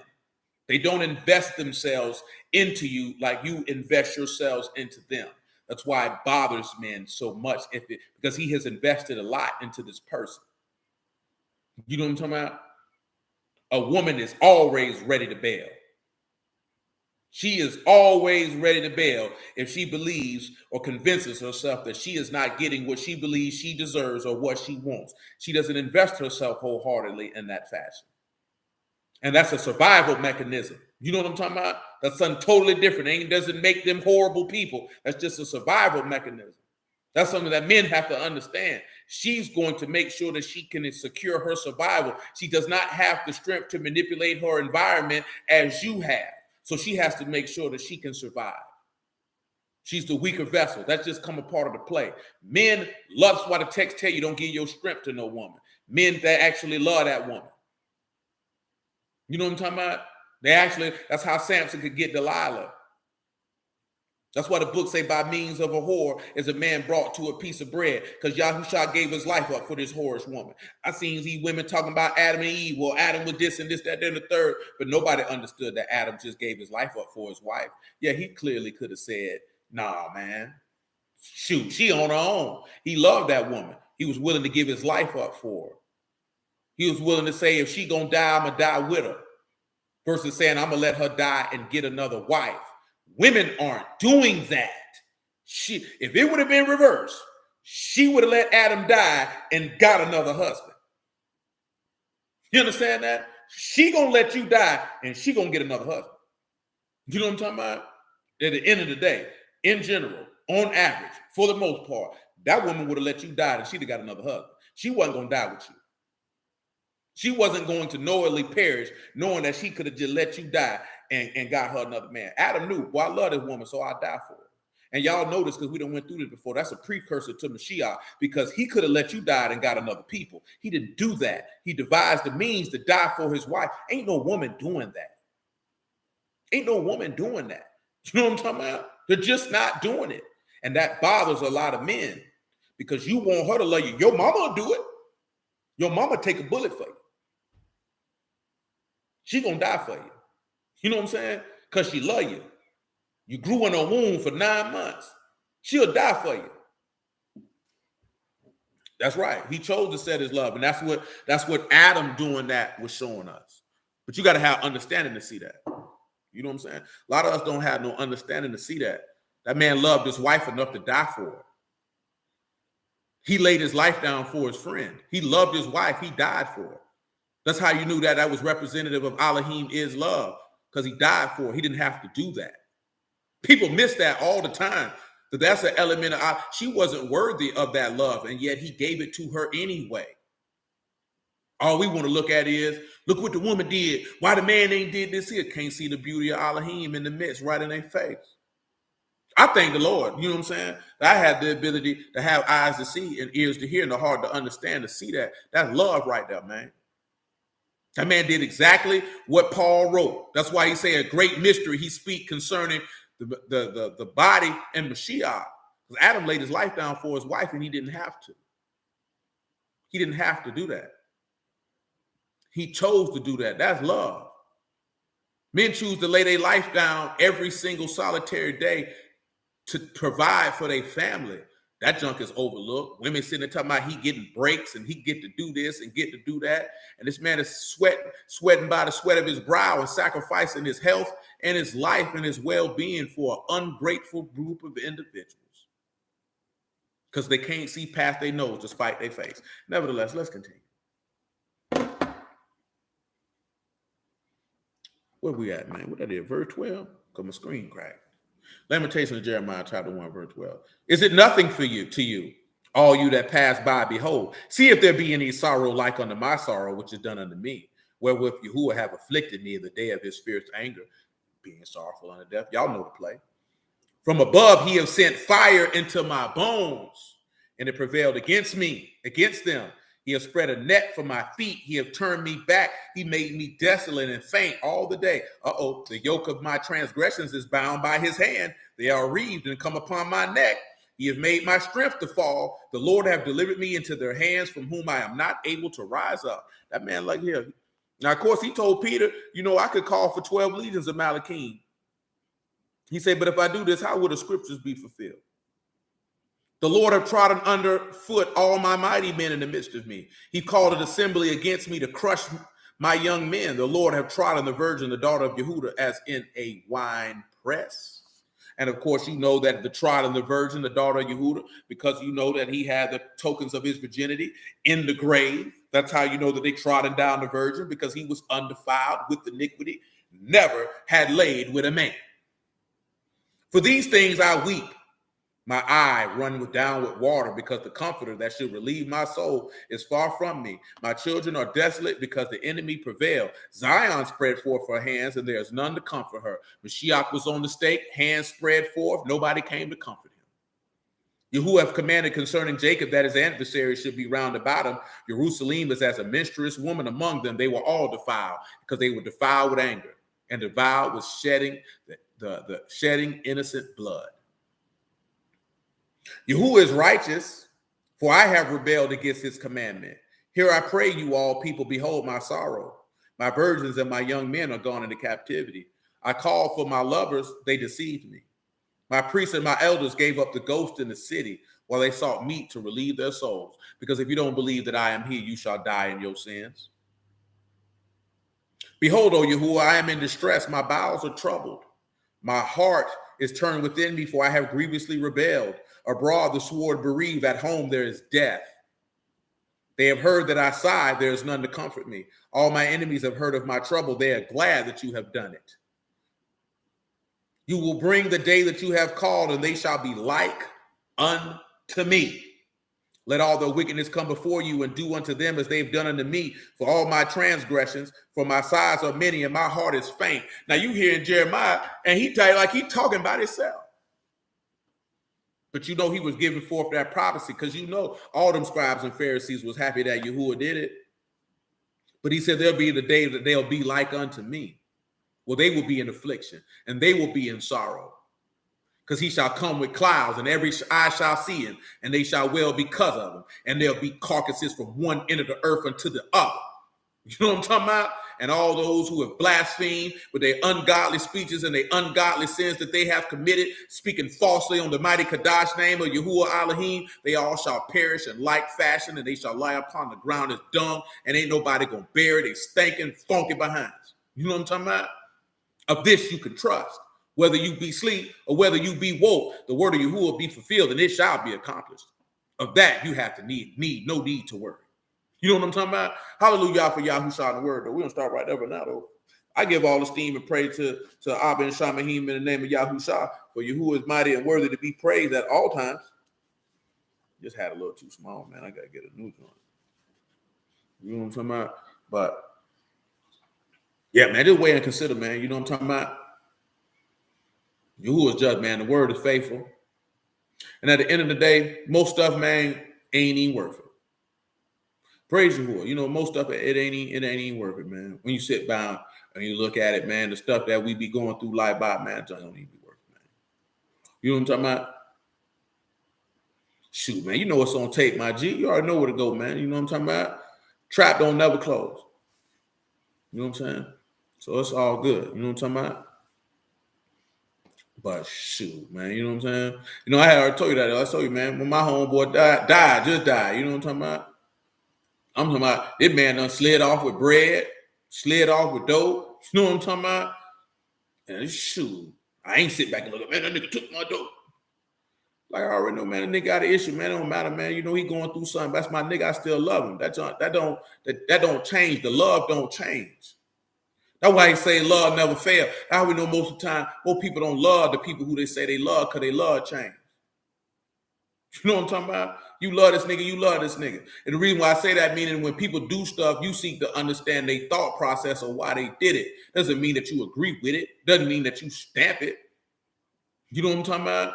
You can still hold them accountable and check them for it. But nigga, I still love you regardless though. That don't change. You know what I'm talking about? Like straight up and down, that don't change. That's your nigga. That's your nigga. That don't change. Cause I mean, we grew up with the fuck man. If I'm down with you, then I'm stuck with you. You know what I'm talking about? Like at the end of the day, boy, if I'm down with you, then I'm stuck with you. That's just what that is. You know what I'm talking about? But if you choose to go in a different direction, you know, hey man, hey, it's still all good. You know what I'm saying? It's still love. I just gotta love you from over here. You know what I'm saying? Because the choices that you made. That's just you just got to stay solid, man. But I think a lot of time where it come down to, because I done had conversations with a lot of brews over the course of years, man. Niggas feel like it's got to be a fallout and a drag out, and in my opinion, it's extremely feminine because men have a disagreement. Nigga, the love don't got to change because we disagree. To me, that made no sense. I never encountered that until the internet. You know what I'm saying? That niggas falling out with niggas behind disagreements from a different point of view and perspective, that ain't your homeboy no more. In my mind, that wasn't never your homeboy. You ain't never rock with this nigga. You ain't never like this nigga. Because I'm not falling out with my homeboy about no disagreement to the point where we that at odds. You know what I'm saying? No, man, absolutely not. There's plenty of niggas I grew up with, boy, we disagree, but that junk ain't that serious, though. That's still my nigga, though. I still love this nigga, man. It's just a disagreement. It's not that serious. We just don't see things the same way. It's okay. Men don't have to agree on everything. You know what I'm saying? It doesn't have to be that way. It's okay. You know what I'm talking about?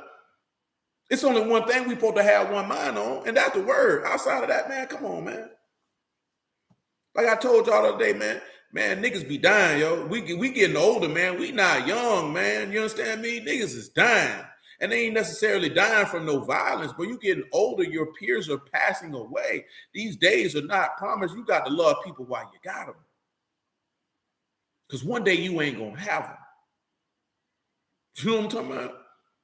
So that's why he say forgive and be pitiful and courteous to one another and all that type of stuff, man, because that junk ain't that serious, man. You don't want to be walking up to somebody's casket at no weight. You know what I'm saying? Standing at no grave site with no regrets about what you ain't get to say, or we was on bad terms and all that other type of stuff, man. That junk ain't that serious, man. You know what I'm talking about?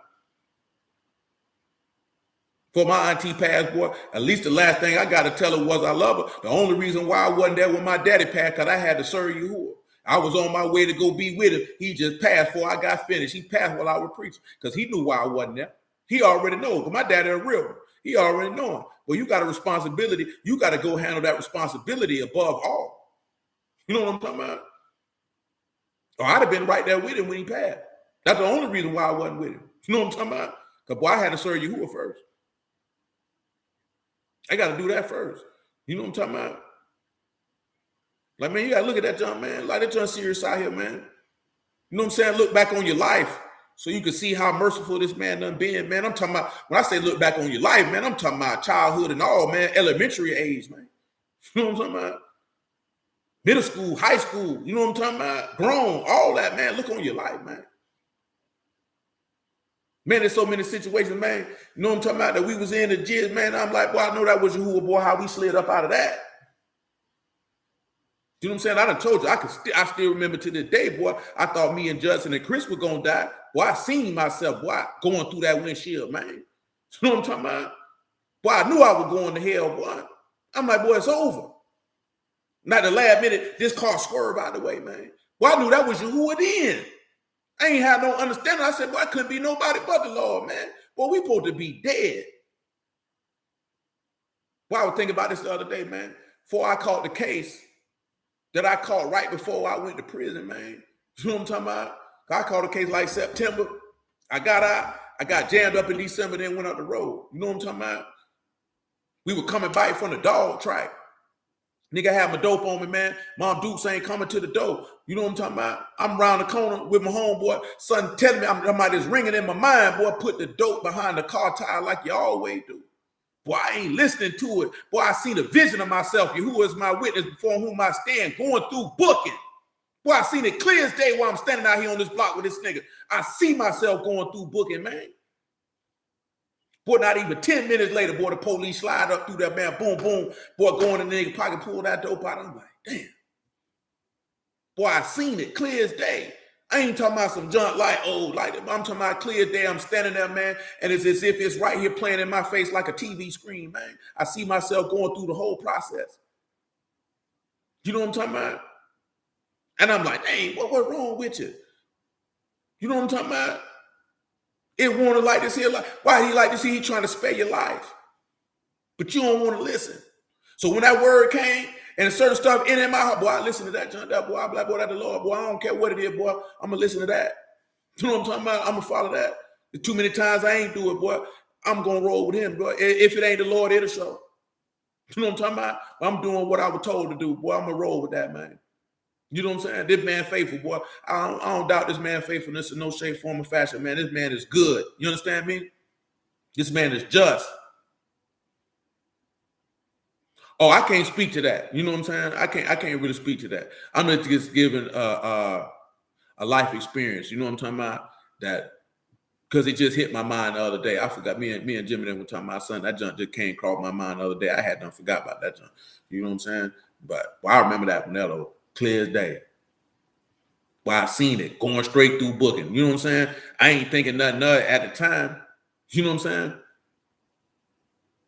But I'm like, oh man. But when it happened, I'm like, dang it. That junk happened, man. Nigga ain't go with it. You know what I'm saying? I ain't interpreter a dream, so I can't speak to that. You know what I'm saying? But when I'm saying the video, like I just seen it. I seen myself going through booking before it happened.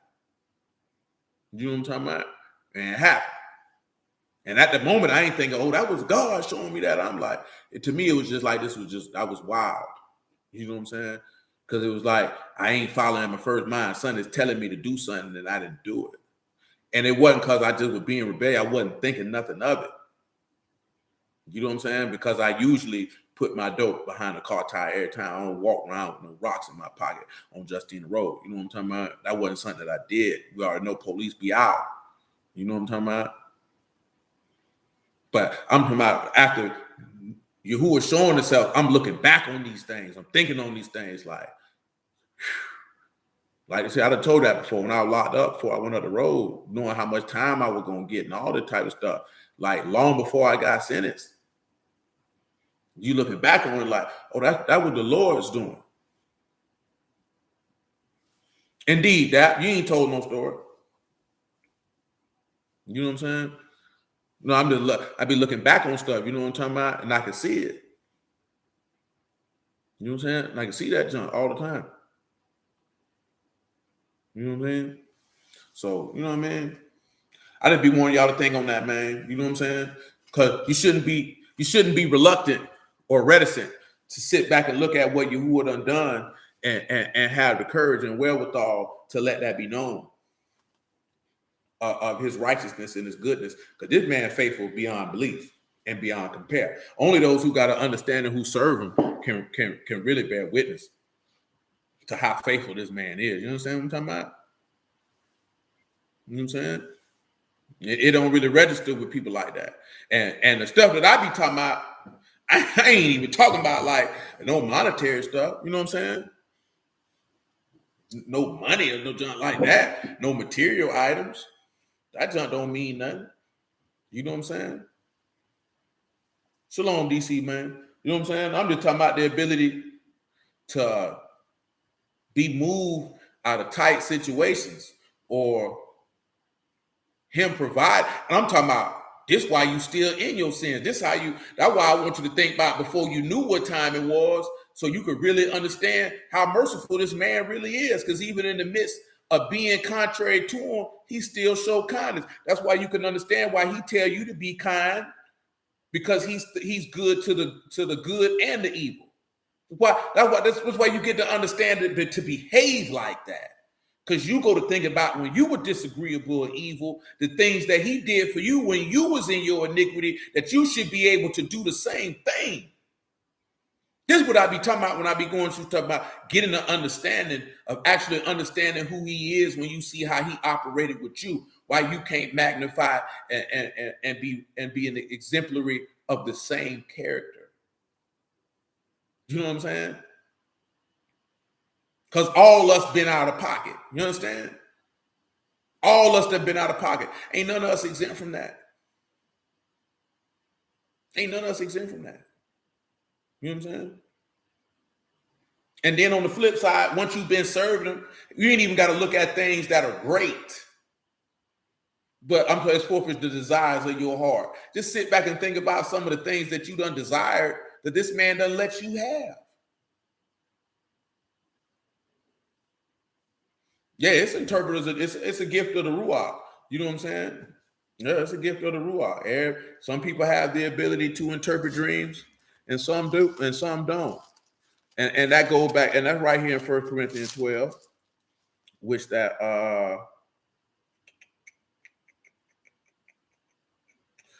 see set apostles, secondarily prophets, thirdly teachers, miracles, gifts of healings, helps of government, diversity of tongues. Are all apostles, prophets, teachers, or workers of miracles? Have all have the gifts of healing? Do all speak with tongues? Do all interpret? Because I know a lot of people sit back and they go to thinking if somebody got the spirit, they're supposed to have the ability to do everything, and that's not the case. You know what I'm saying? The Ruach itself is a gift, and in that gift, there is a gift. And everybody don't get the same gift if he decides to give you a gift within the gift, which is something that we done discussed in the past. You know what I'm saying? You could get the Ruach and have a gift of faith, and that's the only gift you get. You can get the Ruach and get nothing else other than that, and that's it. You know what I'm talking about? You don't get nothing else along with that. You can get the Ruach and get the mouth, get the gift of wisdom, and that's all you get. And then some get the gift of being an apostle, and some get the gift of being a teacher, and some get the ability to heal people, and some get the ability to interpret tongues, and some can interpret dreams. Some are prophets. That's all Yahuwah's doing, because he determines, he the one give out the gift, so he determines what he giving to whom.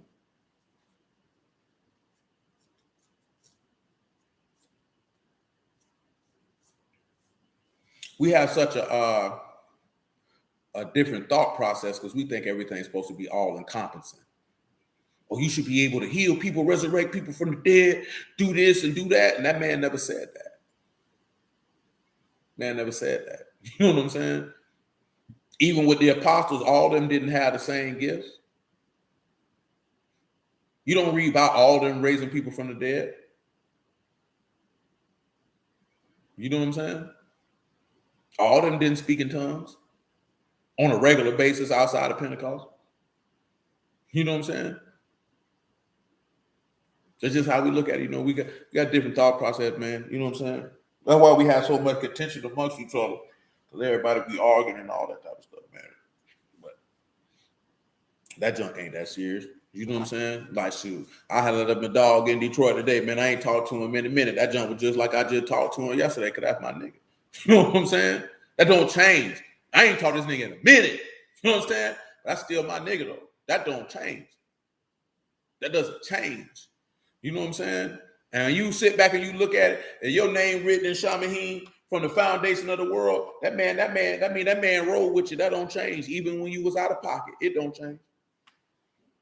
That don't change, man. You understand me?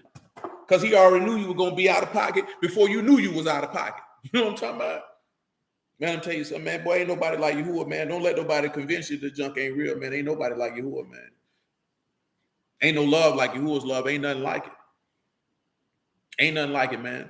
You know what I'm saying? I'm just trying to tell you that to encourage you to stay strong in the faith. You understand what I'm telling you? Because, boy, ain't nothing like Yahuwah love. Boy, I don't care what these people out here talking about. I don't care what these people out here talking about. Boy, ain't nobody like Yahuwah, man. Nobody. Ain't nothing like it. And sit back and look at this here right now. I'll leave you with this. If you know Yahuwah / Yahusha is like that, just imagine how his father is. And he said he come in the likeness of his father, in the name of his father, in the power and authority of his father. And that when you see him, you seen his father. You understand me? So If Yahuwah moved like this here, just imagine the love that his Abba possesses. I don't even think the human mind could even encapsulate that manner of love that his father possessed. If the son came down here and showed that manner of love before he manifested himself in the flesh, then manifested himself in the flesh and took it up a notch. You understand? When you go to sitting back looking at it like that, it shouldn't be that hard to love people. Yeah, you're gonna have bumps and bruises in the way, man, disagreements, butt heads, don't always see eye to eye. But at the end of the day, that love ought to reign. If it's actually love and not situations of convenience. You know what I'm saying? It's actual love. And again, we done went through that before in 1 Corinthians 13. Love don't fail. You really love somebody, it don't fail. It don't stop. But see, and I'm not talking about no romantic type love. You know what I'm talking about? Because that's what most people get caught up on. You know what I'm saying? Romantic love. I'm not talking about no romantic love.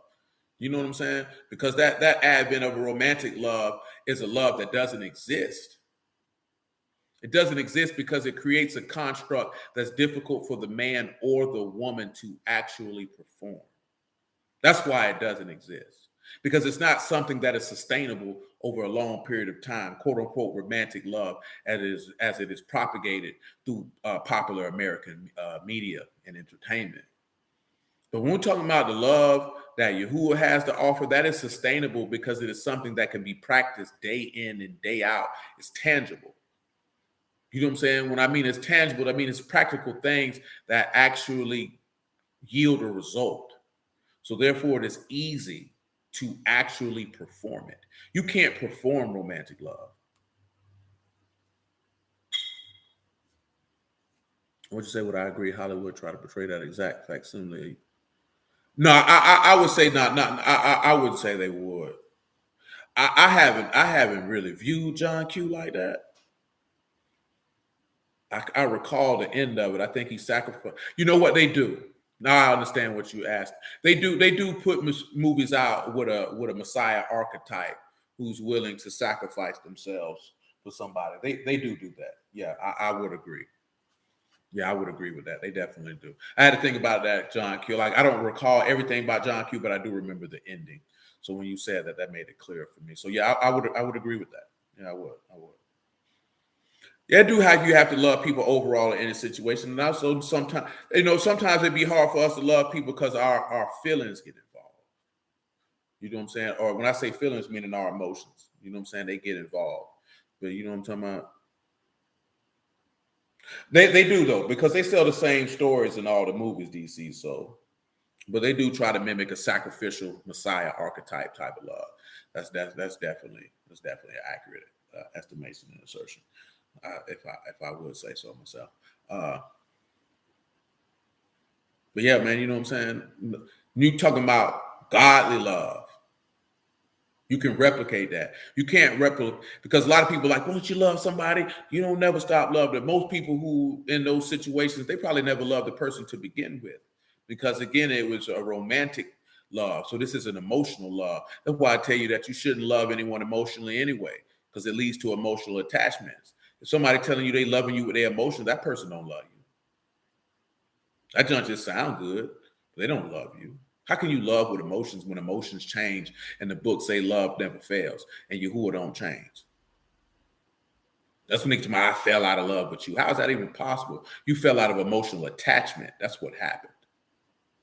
Most people are emotionally attached. Most people don't love. Most people don't know how to love.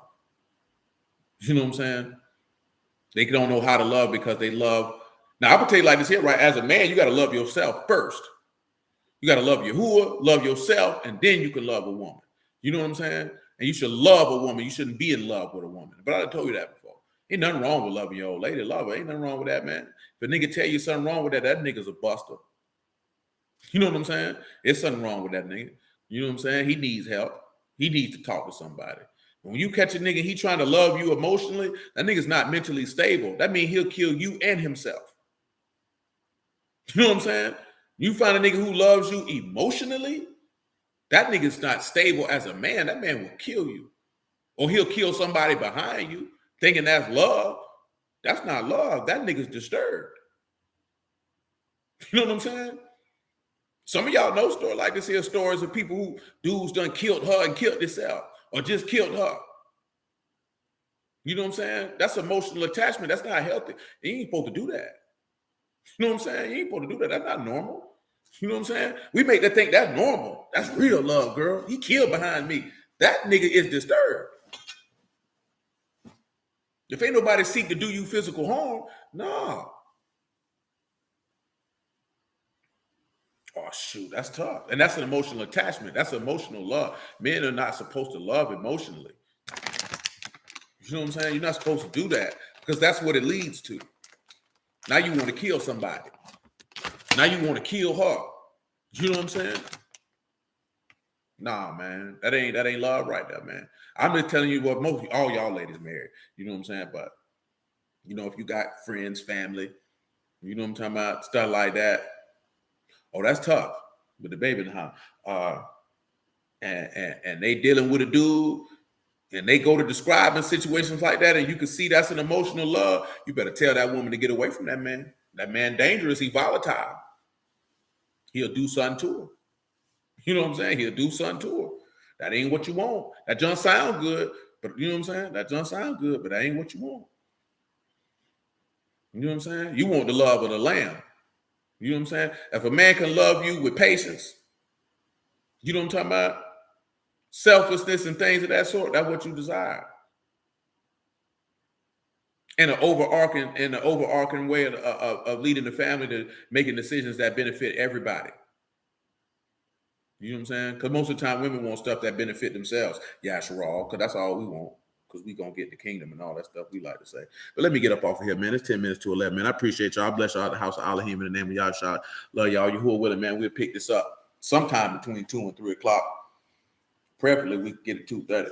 We'll see how it goes, man. You who are willing, though, we make it do what it do on the next one.